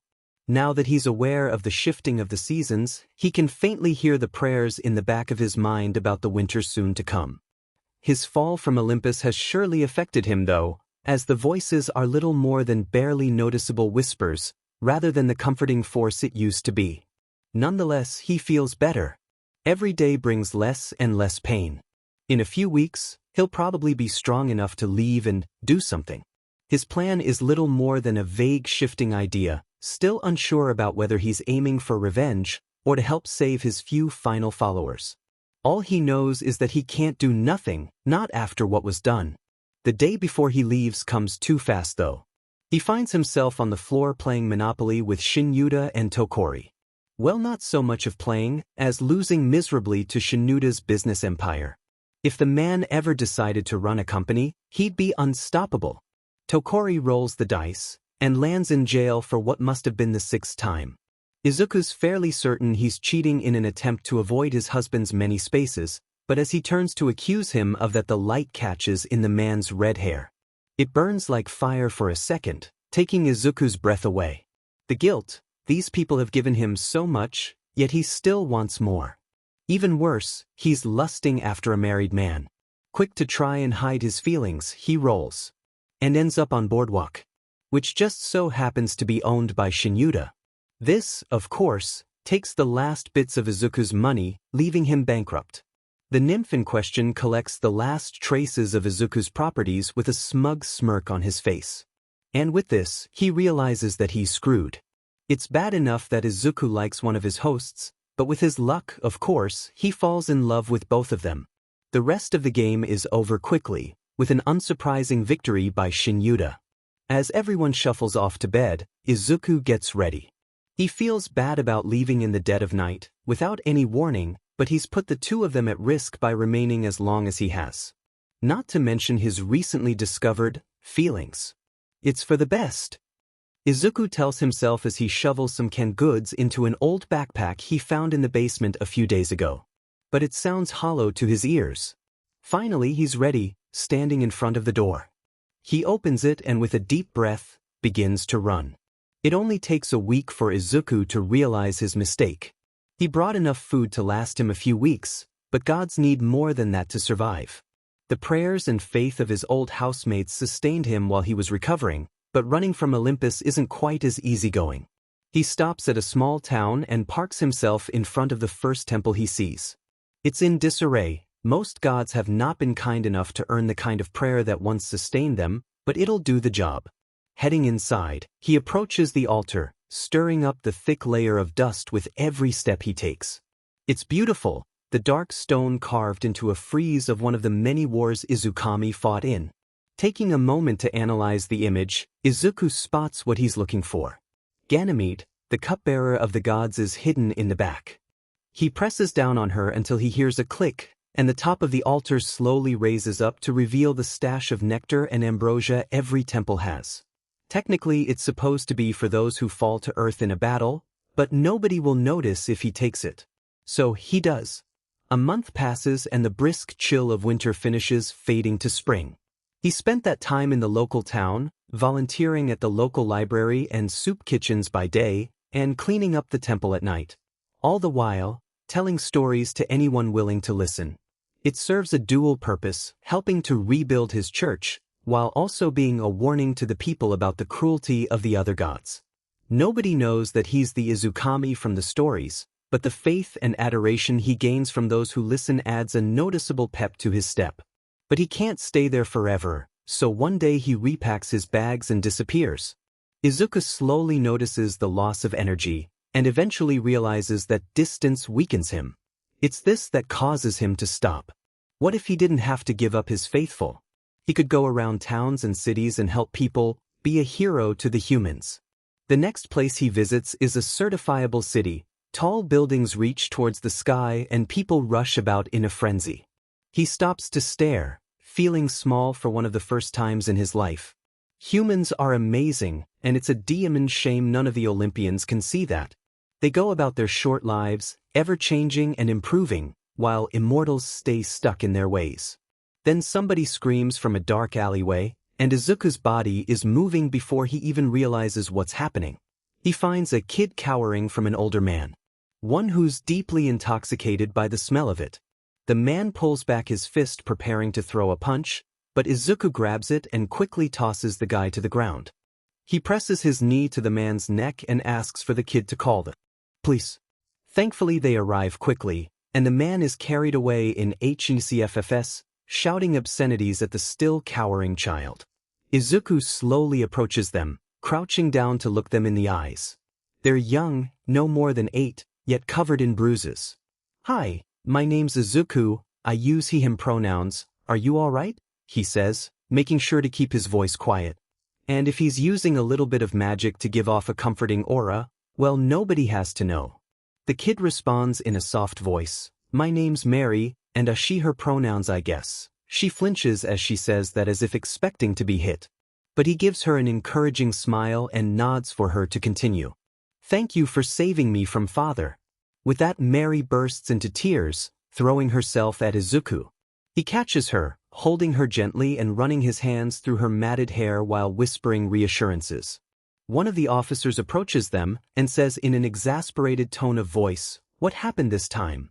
And Izuku automatically tenses and turns to look, spotting a name tag that reads Grant.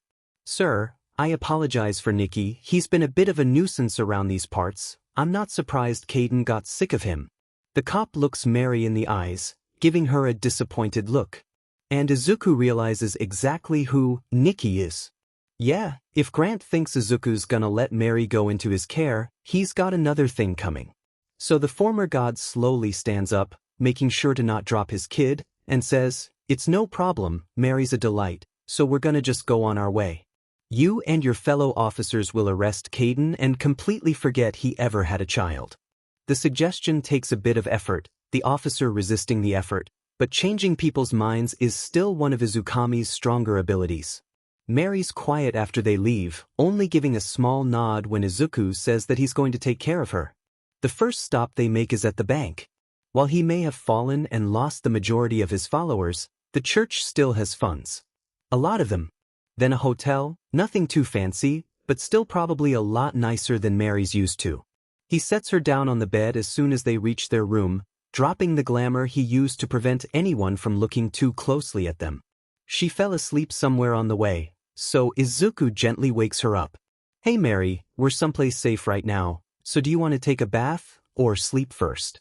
Personally, he hopes she chooses a bath, as she's covered in dirt and blood, not to mention the mass of hair tangled on her head. Thankfully she lights up as soon as he says the word. "I can have a bath?" she says, a fragile look of hope on her face. "If you want to, I bet I can probably even dig up some bubbles if that's something that interests you." Her mouth falls open in shock, and all of Izuku's worries about whether he did the right thing fade away. Leading her to the bathroom, he pulls a bag of toiletries and begins to fill the tub, adding a hearty serving of the bubble bath one of the children he met at the library gave him. He turns to smile at Mary, before walking out the door to give her some privacy. "If you need anything, I'll be right outside, so don't hesitate to call." It takes over an hour for Mary to come out. Izuku knocks on the door when the water shuts off and he can hear shuffling and presents some clean clothing he got from the hotel gift shop earlier. They'll need to go shopping soon, but that can wait. Finally, Izuku gets his first good look at the child he rescued. Actually, his first good look at his daughter. Her hair, which he originally thought to be brown from all the dirt, is actually pale blonde, almost white. She looks so much smaller cleaned up, and Izuku feels a burst of anger in his chest towards Caden. How could anyone hurt their child like that? It's something he would have expected from the gods, but from a human. Well, he supposes that humanity was shaped off the immortals. Besides, if mortals made Mary, and Shinyuta and Tokori, they can't be all bad. What a lovely little lady. Izuku cries out, noticing how Mary perks up at the word lady. He tucks her into bed and begins to tell her the story of how his mother gave people laughter. It was his favorite when he was young, and is by far the lightest in his collection. Just as he finishes, he hears Mary's tired voice. "Thank you, Izuku." Anytime, Mary. The next day they head out into the city for some shopping. Mary needs some new clothing, and she refused to get anything if he didn't. They end up with far more stuff than strictly necessary, but Izuku is weak to his daughter's puppy dog eyes. He tells her the truth of what he is during lunch, not the whole story, but everything he feels comfortable telling a 6-year-old. Weeks passed and Izuku spent his days helping out wherever needed throughout the city. He enrolled Mary in an online school, and she'd often be found studying in the corner of whatever library or shelter he worked with for the day. After 3 months they moved on to the next town. Rinse and repeat. Izuku, sorry to bother you, but I'm having an issue with this problem. Don't worry, I'm glad to help. Mary laughed for the first time in Paris after a pigeon mistook Izuku's hair for a tree. The hour spent washing poop out was well worth it. Izu, can we go ice skating? Sweetheart, that sounds like a wonderful idea. In Rome, they watched chariot races. And Izuku learned that saying no to Mary is physically possible, if extremely hard, when she tried to convince him to buy her a horse. Hey Dad, do Pegasi exist? Yes, they do. No, you cannot have 1 inch. Mary is 8 when everything changes. It's summertime in a small town in Japan, and they're taking the day off to enjoy a local festival. Izuku sits on one of the park benches and hands Mary a stack of money for her to buy some ride tickets with. A moment later, there's a flash of red hair that catches his eye before 2 familiar faces stop in front of him. Izuku, is that you? Tokori and Shinyuta ask. He freezes, unsure of how to respond. Yeah, I guess. A long time no see. The couple collapse on the bench beside him, then scoop him up in a hug. Thank the gods you're all right. We were so worried when you disappeared. There's a scream, and then a small child attacks the group. Get away from Dad. Mary shrieks out, kicking Tokori with every word. Hey, Mary. I'm fine. These guys are my friends. If it weren't for them, I would have probably died long ago. Mary stops. A panicked look spreads across her face before she bursts into tears. I'm sorry, misters. I thought you guys were hurting him. Please forgive me. Shinyuta takes a step forward but stops when Mary flinches and raises her arm as if she was going to try to block a hit. It's fine, you were very brave, and if we were trying to hurt your dad, you definitely would have scared us off. So good job. Izuku smiles at her and brings out a tissue to wipe his daughter's tears away. All right, honey, now that you know I'm all right, why don't you go on a few rides? Mary nods and runs off. The 3 adults stare awkwardly at each other for a moment before Tokori speaks. I'm sorry if we ran you off. I understand that not everyone is all right with triads, and I really hope that we didn't come on too strongly. Izuku froze. What the F? His feelings were requited. I'm sorry, but you guys liked me? Liked me? Then it's Shinyuta and Tokori's turn to freeze.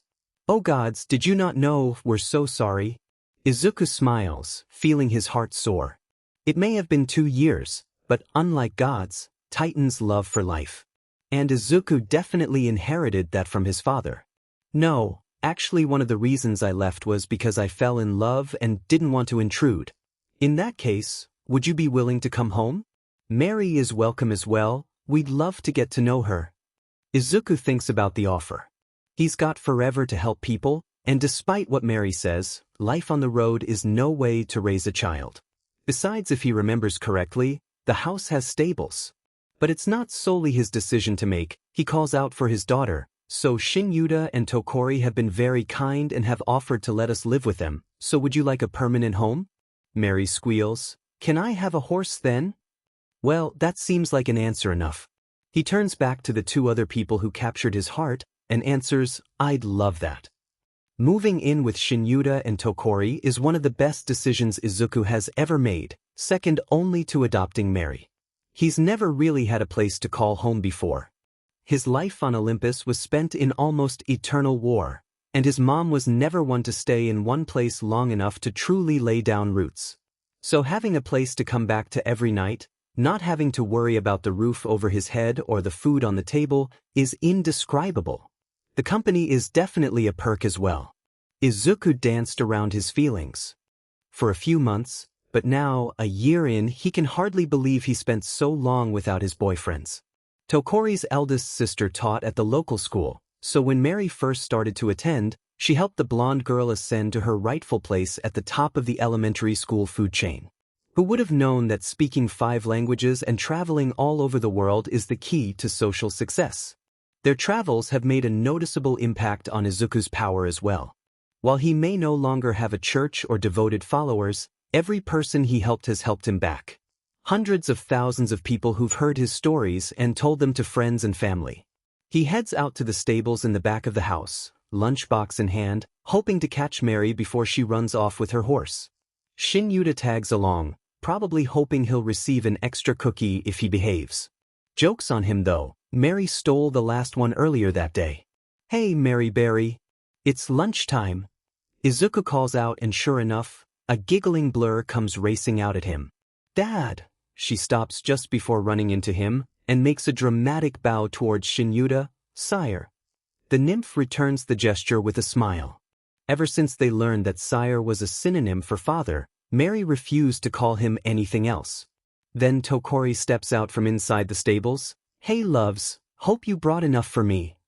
Izuku laughs. Is there even such a thing as enough to satisfy your appetite? But opens the lunchbox to reveal a large selection of sandwiches anyways. They sit down at the nearby picnic table and begin to pass the food out. Tuna for Shin Yuta, chicken for Izuku and Tokori, and of course a P-Band-J for Mary. It's almost perfectly silent as they eat. Even Glimmer, Mary's horse, isn't being the loud brat he normally is. If Izuku didn't know better, he'd describe it as if the world is holding its breath for something to happen. But Izuku apparently doesn't know better, which is proven when Tokori speaks. "Izuku, Shin Yuta and I have been talking a bit, and we love you." The nymph in question continues, "You and Mary have brightened up this house, and brought joy into our lives. So we have a small question for you." Then they ask as one, sliding a box over the table, "Will you marry us?" Izuku sits there in shock, trying to process what just happened. I mean, it wouldn't technically be a legal marriage, but Shin Yuta and I are already husbands and it doesn't feel right to call you just a boyfriend. Izuku.exe is loading. Distantly he can hear Shin Yuta panicking. "It's totally fine if you say no, but we just thought it would be nice." Then there's a sharp pain on Izuku's arm, and he looks down to see that Mary pinched him. "Hey Dad, time for your answer?" "Well, there's only one thing to say. Yes." They get married in the spring, as the cherry blossoms bloom. The wedding's small, maybe 20 guests at most. Mary insisted that she be the flower girl, and at some point trained Glimmer to be the ring bearer. It's not something that Izuku would have ever expected to have before his fall, let alone after it. So when he looks up the aisle and sees the 2 men he agreed to pledge himself to, he's half convinced it's a dream. But to be fair, no dream he's ever had has included an a-hole horse. And despite what Mary claimed, he's convinced that Glimmer will take a sheet in the middle of the ceremony. It would be worth it though, even if it rained and an earthquake split the earth apart. So long as he got married, he'd consider the day perfect. The bells chime. It's time to walk down the aisle. The world blurs as he moves, everything fading away except for Shin Yuta and Tokori. The words of the officiator seem garbled as he admires his soon-to-be husbands, but before long it's time. Izuku says his vows. "You may kiss the grooms." Tokori and Shin Yuta glare at each other for a second, before Tokori swoops in. Warm lips press against Izuku's as he reciprocates, just barely getting a taste before Shin Yuta's eternally salty ones take their place. The rest of the night seems to pass in the blink of an eye, and the next thing Izuku remembers is waking up sandwiched between his new husbands. Izuku's honeymoon is spent traveling the world, something Tokori insisted they do. He made a joke about how it would prevent Izuku from going stir-crazy, but he knows that it's most likely the stories Mary told them about her own travels. She, of course, insisted on coming along, eager to revisit her favorite spots. They played beach volleyball in the Bahamas, rode gondolas in Venice, and hiked to the top of Machu Picchu in Peru. And despite having already visited those places in his many years, Izuku has never felt so happy as when he went there with his family. But all good things must eventually come to an end. The last day begins like any other. Izuku drops Mary off at school before heading to his shift at the local library. It's a calm day, overcast skies providing the perfect atmosphere to read. Tokori drops in around noon with lunch, a request for some books needed for his research, and a bad pickup line. "Hey, are you a book on electricity? 'Cause I'm feeling some sparks between us." He's on his way back, Mary beside him helping to carry the groceries they picked up for dinner when smoke begins to fill the air. The neighborhood is quiet, no trucks, no children, no nothing. A sense of unease begins to rise. "Hey, Mary, change of plans real quick. I forgot to grab milk from the store, so could you run over and pick some up for me?" he says before handing her a wad of cash. She listens, not even bothering to question why a simple purchase of milk requires a stack of $100 bills. As soon as she disappears around the corner, Izuku summons his swords. He hasn't needed them since he fell, but better safe than sorry. The smell grows stronger as Izuku approaches his home, soon joined by the smell of burnt flesh. It's then that he abandons his caution and begins to. The house is in ruins, only the bricks still standing. It must have been burning for hours, but somebody would have noticed if it had. Then it hits him, the silence in the neighborhood, the lack of birds in the air. The gods have found him. Izuku cautiously approaches the rubble of his home, hoping that the fates have been kind, that his husbands have somehow survived unscathed. It fades when a flash of blue hair catches his eye. Shinuda's head burnt to a crisp, then separated from the body. He fights the urge to GG, to scream, to break down, to do 1,000,001 things to rage against the world. Then there's a scream. Izuku's standing before he processes what's happening, looking for the source. His heart stops when he sees it. Mary, his little girl, his daughter, the person who's done more to heal him than any other, is being held with a knife to her throat. Ares stands there, grinning as he surveys the wreckage around him. "Hey Izukami, did ya miss me?" Step away from her. Izuku's just barely staving off the panic. If gods could pray, he would be down on his knees. "Okay." To his surprise, Ares lets go. Izuku yells at Mary to run, but just as he begins to think she might make it, Ares throws his dagger. It hits with a sickening squelch, and he can only watch as his daughter hits the ground, dead. "Oops, sorry. My hand slipped," Ares grins mockingly. "But I suppose it's for the better. After all, you were getting a bit too strong, and I was told to kill all your followers."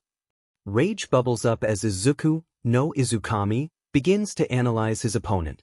Olympus chose well in sending the god of war, somebody with little magic outside combat arts, but they forgot exactly who they were dealing with. After all, one doesn't become a general without being able to put up a fight. "Clevo," he shouts, letting strength fill his body as the nearby plants start to wither and decay. Izukami makes the first strike, stolen energy letting him move faster than the eye can see, but he's blocked. "Oh, does the little god think he can beat me?" Ares says as he counters. They fight, trading blows for what feels like an eternity, before Izukami gets in a lucky strike and Ares turns to dust. It won't stop him or the other gods from coming back, but it bought some time. Slowly digging through the rubble of his house, Izukami retrieves the bodies of his family. His hands are shaking, covered with silver blood by the time he's through. It's a last-ditch hope, but when he sees Mary's body, almost untouched compared to those of her father's, he begins to cast every healing spell he can think of, anything at all to bring her back. Growing more and more desperate, he begins to push every last drop of power he has, but nothing works. Finally, teary and panting, he's forced to give up.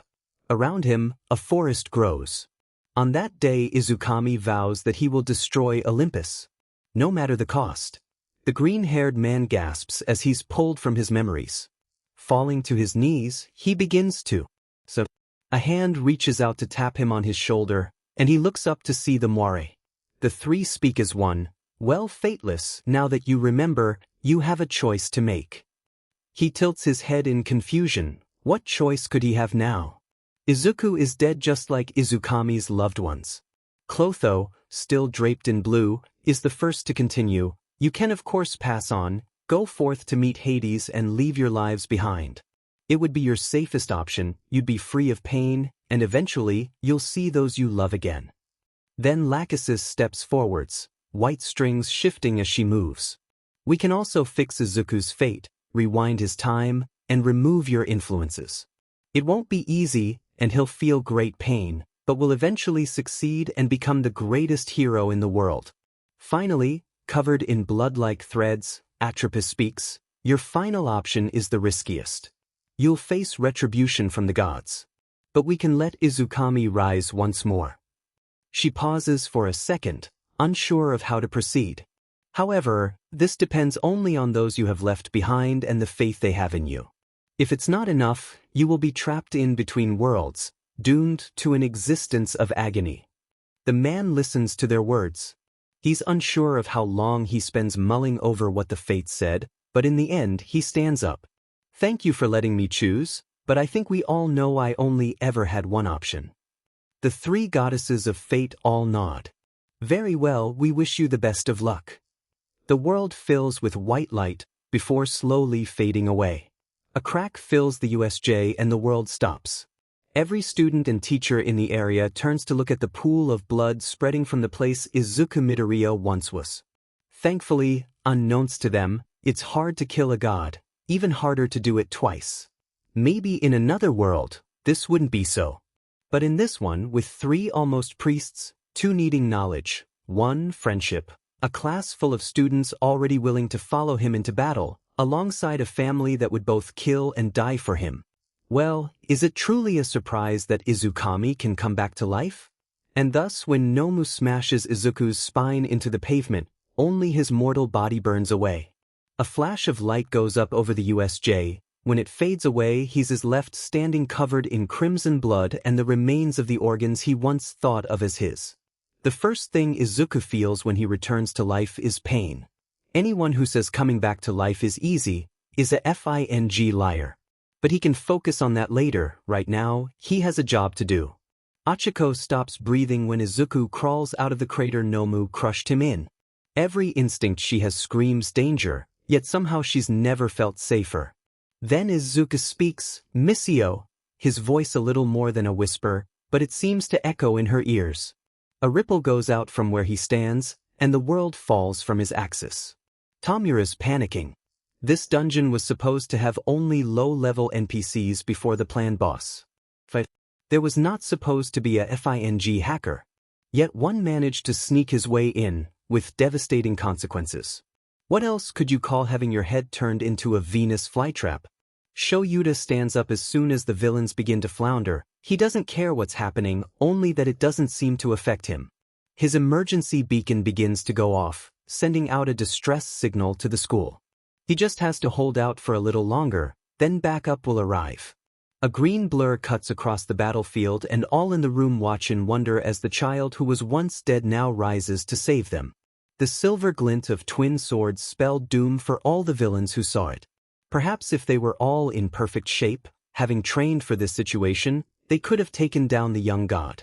But all the people who relied on quirks, and mutant ones at that, suddenly found themselves off-balanced, limbs heavier than normal, bodies turning to mist, and hands that destroyed all they touched. Then even after all the invaders found themselves lying unconscious on the floor, it got worse. For All Might has arrived. The school mobilized after the distress signal came in, and a mere 5 minutes later, dozens of pros stormed into the USJ. Only to find that all the villains have been taken down. All except one.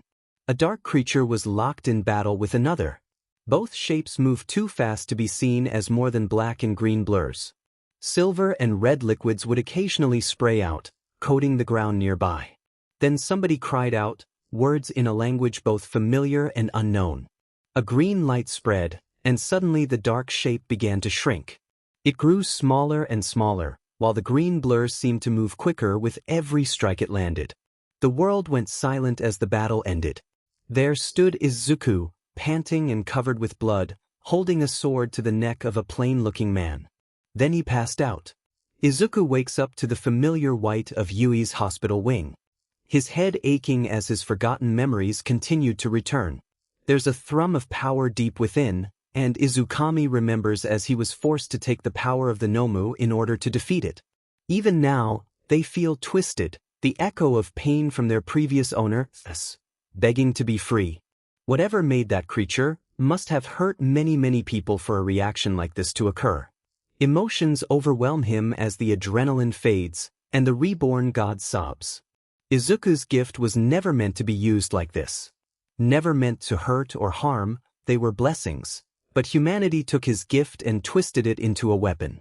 Why is Izukami even surprised? The gods made mankind, of course they turn out so cruel.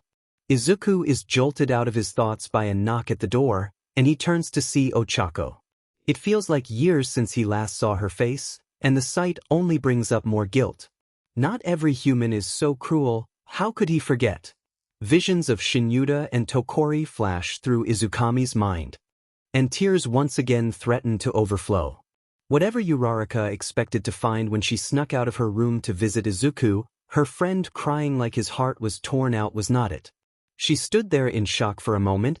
Izuku was always a crybaby, but she's never seen him like this. Running over, she hears him muttering, "It's my fault," over and over. So she moves, giving him a warning in case he decides he doesn't want it. Ochako hugs Izuku. He stiffens in her arms for a second before melting and hugging back, burying his face in her shoulder. Ochako doesn't know what happened in the USJ, but she owes Izuku her life. So she'll do what she can to help ease whatever pain Izuku is carrying. Rei pulls Shudo aside after a training session when he is 4 years old, when both his quirk and his father's cruelty is brand new. "Your grandfather was a god," she tells him, tucked away into a corner where she prays Enji won't hear them. "The god of winter, of ice and snow and all that's cold." She tells him the same story she told her daughter and other sons. Of how a priestess wooed a god but was cast out when she fell pregnant with his child. Of how she was forced to sell her body to support the children she would eventually have. Of how the priestess's first child, a woman with the power of the gods in her fingertips, caught the eye of a man with fire in his veins. Of how he offered to support her family in exchange for her hand in marriage. She tells him of the gods, of how most are cruel and care not for humanity, but a few are kind and have helped the people in the darkest of times. And in that corner, she teaches him that no matter what his father may do to him, he has the blood of the gods running through his veins, and if he prays one of them might just listen. So when he steps out, he stands a bit taller, walks a bit prouder, and keeps his head a bit higher. A few months later, when Rei pours boiling water over his face, he vows to use only the powers given to him by the gods.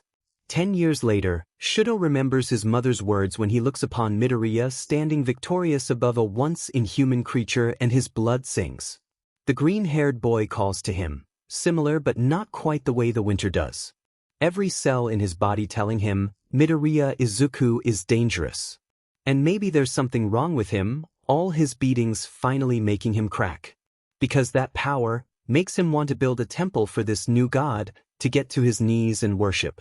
Or maybe it's the determination in his eyes, the profession he once made that he's going to become a hero no matter the cost. And Shudo knows that whatever god Izuku shares the blood of, he won't abandon the people like the rest of them did. And so the day after the USJ incident occurred, and notifications of dorm rooms being built are sent out, Shudo hides the last paper in the permission form. Years of practice forging his father's name lets him vote yes when asked if he wants a roommate. Before writing Izuku's name in the request box. Shinso Hitoshi had little knowledge of the gods. His parents were never religious, and after they died, he focused more on surviving the system than learning theology. As such, he thinks little of it when his friend rises in the USA. After all, quirks are weird, and Izuku only got his a few months back, so a new aspect of it isn't that surprising. Still, when his classmates decide to spend their day off visiting Izuku in the hospital wing, something stops him in front of a store. It's small but busy, customers streaming in and out with fragrant bags in their hands. It's unconscious really, and before he knows it, Hitoshi is walking out with boxes of sakura and pine incense. When his classmates light a stick for Izuku's bedstand, and the scent fills the air. For just a second it feels like home. The more things change, the more they stay the same.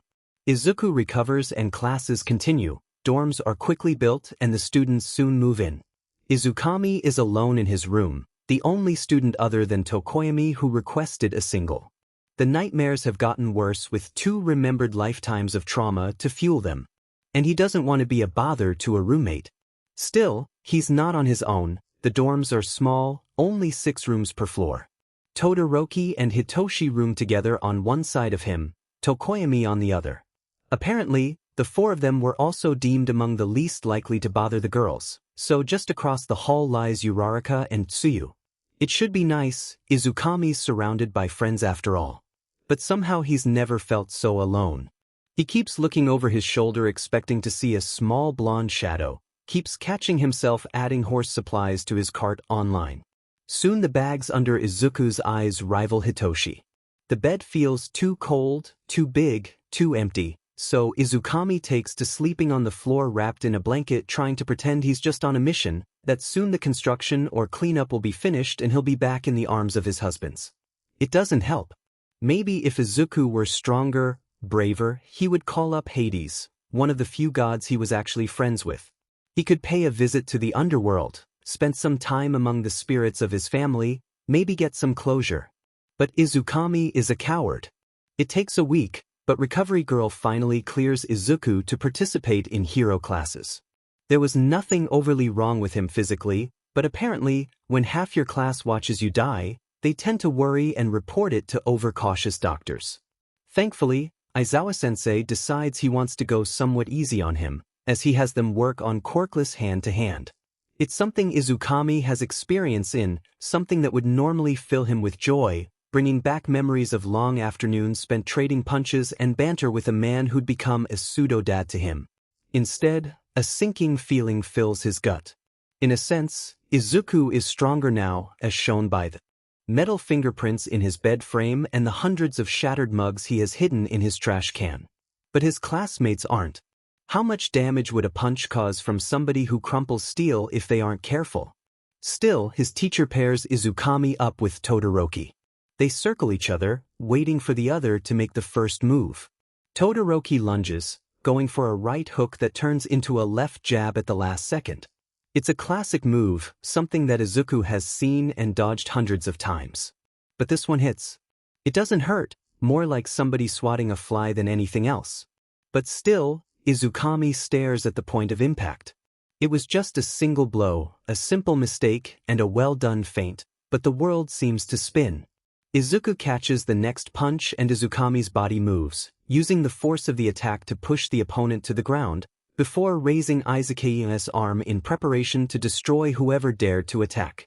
Then the red hair catches the light, a pool of blood spills out from Tokori's broken skull. Izukami, screams, scrambling away. There's a pressure on his shoulder, and he turns to see Shinyuda standing there. He reaches up frantically trying to grab onto his husband, but the bluinet turns to ashes in his hands. Izuku! Shinyuda's voice cries out in pain. He turns frantically to try and find him amidst the ashes of their home, calling out, "Where are you? Shinyuda! Hurry! Please! I'm sorry, I'm so sorry. It's all my fault." A voice cuts through the haze, giving a single command, "Sleep." The world goes black as his body forces him to listen. For the second time in as many weeks, he comes to be surrounded by the white walls of the hospital wing. Distantly he thinks that he should probably put a nameplate on the door and make it officially his, given how many times he's ended up in this exact room. But it fades almost as quickly as it arrived as he once more slips into the abyss. Then he's a bedroom, posters of a smiling blonde Hulk staring at him from every angle. It's familiar, but he doesn't think he's seen it before, else he surely would have remembered the creepy decor. There's a squeak behind him, and when he turns he sees his husband sitting down on the bed. "Hey, Izuku. Long time no see," they say at the same time, before turning to each other and laughing. Jinx! Something clicks in Izuku's mind. Shinyuda pats the bed between him and Tokori. "I just love your decorations, here I saved you the face." Sure enough, the empty spot holds the same smiling face as the rest of the room. Izuku sits on it, drinking the warmth of the two bodies beside him. His husbands lean against him, Tokori slowly directing him to lay his head on his lap. "I'm sorry," the redhead says as he cards his fingers through Izuku's hair. "We left you," Shinuda continues. Izuku rushes to speak, to absolve his lovers of any blame, let them know he is the one at fault. But before he can get the words out, a soft hand covers his mouth. "Shu, just listen. It's not your fault. You did all you could." Hands continue to run through his hair, and Izuku closes his eyes, embracing the feeling. They may be wrong, but he doesn't want to fight, not now. Above him, his husbands continue to speak. "You've suffered so much, love, but it'll be all right. We're here for you, you just have to find us, and then we'll never leave you again." The petting stops, and Izuku opens his eyes. The room changed from his childhood bedroom, and he's back in his old living room. The scent of pine from the altar fills the air. He looks up to see Todoroki and Hitoshi smiling down at him with ever so familiar faces. "I love you," Izuku whispers to them before closing his eyes and letting the world fall away once more. Izuku wakes up to his mother's worried face, his heart tearing at the sight. It feels like ages have gone by since he last saw her, though he knows it couldn't have been that long. Izuku's memories feel fuzzy, the time after the USJ blending together, but he realizes that they haven't really spoken since before then. He hasn't spoken to anyone really, having been too busy hiding in his room having an identity crisis. He tries to get words out, to let her know about Izukami and the gods, but they get stuck in his throat. He can't tell her, not yet. Soon he will. Not now. So instead they talk about everything else, and Izuku blames everything on the USJ. It may not be the whole truth, but it's not that wrong either. By the time visiting hours are over, he has weekly appointments with Hound Dog and what feels like a weight off his chest. After Recovery Girl finishes running tests, Aizawa escorts him back to the dorms, leaving him with strict instructions to seek him out should anything happen, no matter how small. He steps into his room. It still seems far too empty, but less so. More like a blank slate than anything else. He has another chance to right his wrongs, to live. So with that in mind, Izuku walks out of his room planning on finally talking to his friends. Instead, as soon as he opens the door, he's greeted by Uraraka's fist as she tries to knock on the space the door used to be. He freezes. Behind her are Hitoshi and Todoroki. Now that he actually really looks at them, he's surprised he didn't see the resemblance earlier. Though from the pain in his chest he thinks he might know why. They're his husbands, but at the same time, they're not. Shinsu's never beaten him in Monopoly. Todoroki has never gotten into a fight with a horse. There are millions of memories that only he holds now. A fact that burns whenever he looks at them. So he doesn't, instead, pasting on a smile and directing his focus to Uraraka. "Well, speak of the Furies. I was just about to visit y'all," he exclaims, ushering them in his room. Something is wrong with Izuku. Of course, Ochako would be surprised if he was in fact okay. She has nightmares about the USJ, and compared to what her friend went through during it, she escaped completely unharmed. So she let him be for the first week, then the second, hoping that he just needed some space or that he would approach her. Izuku had always been strong, always smiling and laughing. He was a pillar, unbreakable, unshakable. He was the one who saved her, from the zero-pointer, from the USJ, from her own mind. Even when he was crying in her arms, she felt that he'd be all right. Then he screamed "I" in the middle of class, and the world fell out from under her. She froze and watched as he crumbled, digging frantically through the dirt and calling out for people who weren't there. She just stood there, useless, as Shinso used his quirk to knock him out. Useless when Aizawa took him to the hospital wing. Useless when she looked back at the weeks prior and realized all the signs she missed. She will not be useless again. So the second she hears Aizawa-sensei escort Izuku back to his room, Ochako gathers Hitoshi and Todoroki and prepares to launch an intervention. She doesn't expect to have the door open before she can knock, nor the bright smile and cheery demeanor he has. Maybe in another world, she would have been relieved at this, think that he's back to normal, and continue with her life. But she sees him try not to flinch when Hitoshi speaks, sees him freeze up whenever Todoroki moves too fast. She notices how she's the only one he'll look in the eyes. Thankfully, Izuku returned only an hour before curfew, and soon everyone headed back to their own rooms. The next few hours are some of the longest in Ochako's life, but it's all worth it when she gets a text from Jiru saying that Aizawa went back to his room. So she says goodnight to Tsuyu and jumps out the window. Izuku is about to go to sleep when he hears a knock on the wall. To be exact, a knock on the outside wall. The outside wall on a third-floor room. His first thought is to panic. What if it's Olympus? Could they have somehow found him?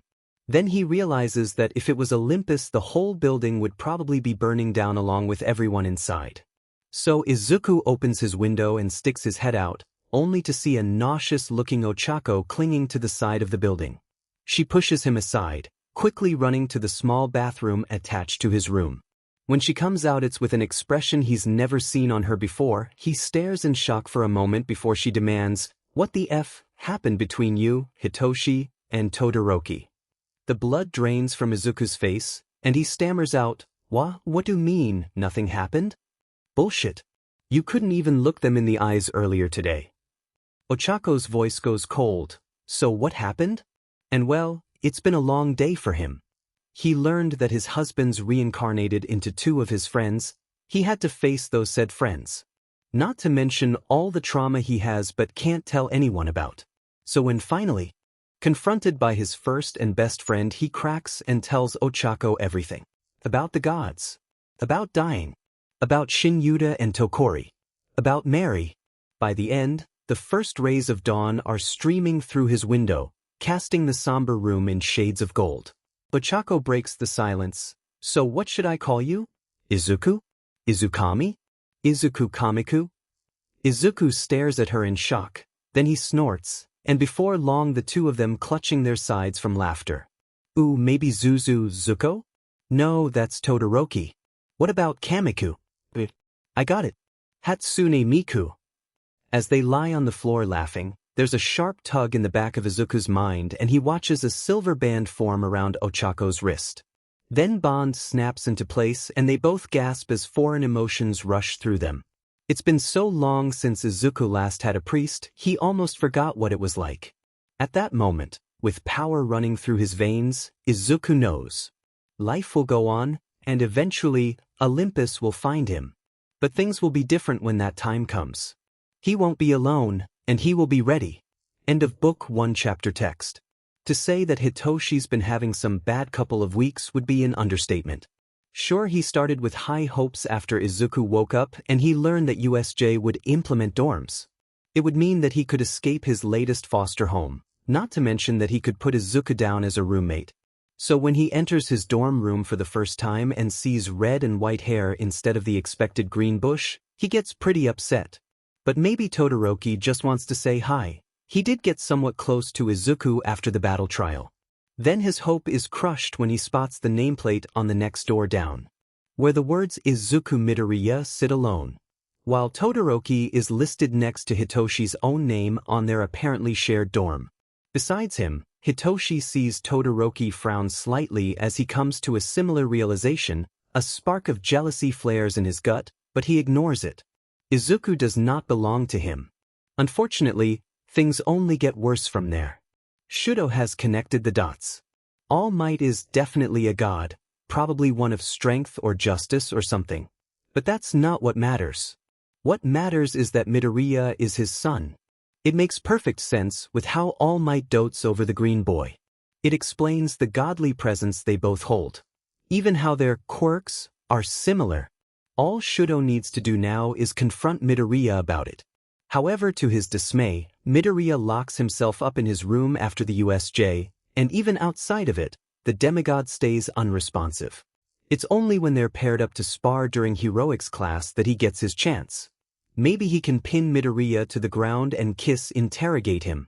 Instead, when he goes in for a second attack, he suddenly finds himself thrown to the ground. Above him is Midoriya, face filled with a calm fury, and suddenly Shudo is afraid. Not of Midoriya, somehow, but for him. Worry fills his gut as his semi-friend screams, terror etched in his face. Then he calls out a name, and the world seems to shift. He won't realize what changed until much later, Hitoshi's world shakes for a moment when he sees Izuku flinch at the sound of his voice. What an idiot he was. Of course, he couldn't be that lucky. He should have known their friendship was too good to last. The worst part is he can't even blame his former friend. After all, he used his quirk. Maybe he should have waited until one of the students got midnight, but he couldn't help it. Izuku was his friend, and Hitoshi loved him. He still does. He'll do whatever he can to help, even if that means pulling away. The dreams start the next night. Always the same, but never quite. A horse, a daughter, 2 husbands. And love. Both gained and given, unquestionably, unconditionally. They wake up in the morning with the taste of laughter on their tongues, but the sting of tears in their eyes. It's only when Izuku's alarm rings that he and Ochako realize that they stayed up all night. Thankfully, the motion sensors in the hallway should have disabled as soon as the sun rose, so Ochako can sneak back to her room without anyone the wiser. Unfortunately, they still had class, so the 2 of them ended up mimicking Hitoshi as they dragged themselves to homeroom. Aizawa gave them a suspicious look when he saw them but thankfully said nothing, instead choosing to continue with roll call. So congratulations on surviving the first month of school, Aizawa pauses, more or less. Unfortunately, things are only going to get worse. The class freezes as a wave of terror spread over the room. How can things get worse? They already had villains attack. Izuku had Effenji died. Thankfully, Aizawa continues. The sports festival is next week. Do well or be expelled. The rest of the homeroom goes by as all students begin to talk about the fear or excitement they held, providing background noise for Izuku as he struggled to stay awake. Maybe if he closed his eyes for just a second. Far away, an ancient bell begins to quietly ring. Only one person is close enough to hear its soft chimes, but terror fills his face at the sound. The heroics class that day is technically cancelled, replaced by a free practice PRD in Gym Gamma. Izuku's just glad that he doesn't have to fight anyone. He might not be quite as unstable as he was the past few weeks, but he certainly is not ready for actual sparring. So instead he grabs Ochako and drags her to a somewhat secluded corner of the gym. It's been centuries since he last had a true priest. His powers used to be fairly useless in the mortal realm, but since he gave humanity quirks, something tells him that they won't be anymore. However, that means, I have no clue what this bond is going to do, so why don't we F around and try to make sure we won't accidentally blow ourselves up? Understandably, Ochako is not pleased. But she doesn't give any indication of regretting the bond, and in the end, that's what matters. So Izuku gently grabs her wrist, and finally takes a good look at the bracelet that encompasses it. It's beautiful, composed mostly of silver, with golden gladioli etched around it. Strength, victory, faith. He smiles at the engraved flowers. He truly couldn't have picked a better one, to sum up his friend. Well, congratulations, High Priestess Ochako, Izuku says with a smile and a dramatic bow. It's the second strongest bond possible between a god and a mortal, only succeeded by soul bonds. Izuku's heart twinges for a second, remembering how long he debated over whether or not to form one with Mary and his husbands. If he had, would it? He shakes his head. Now is not the time to think of such things. So instead Izuku picks up a rock on the ground, trying to focus on the slight hum of Ochako's emotions in the back of his mind and the 5 fingers he has touching it. Then he lets go, watching as the rock floats. Slight nausea builds up in his stomach as he watches the stone defy gravity, before touching his hands together like he's seen his friend often do. It falls to the ground, showing no sign that it had ever floated in the past. Ochako goes to pick up a stone next, but her skin barely touches it before it shoots into the air. She startles at the sudden motion and clamps her hands together, making the rock fall. On a whim, Izuku moves to catch it. The pebble hits his hand harder than expected, nearly breaking a finger. That's certainly a new development. The 2 friends look at each other in shock, matching grins slowly spreading over their faces. This year's sports festival is certainly going to be one to remember. A couple of miles away, a phone rings in a mostly empty gym. A man picks up, and a distorted voice speaks. Next week, the truth will be revealed. 39.65, 21.27. The call ends, and the man's eyes widen. There's another ping, and the screen lights up with a text. A reminder, an offer. In response, Stain buys a plane ticket and lies. To be continued.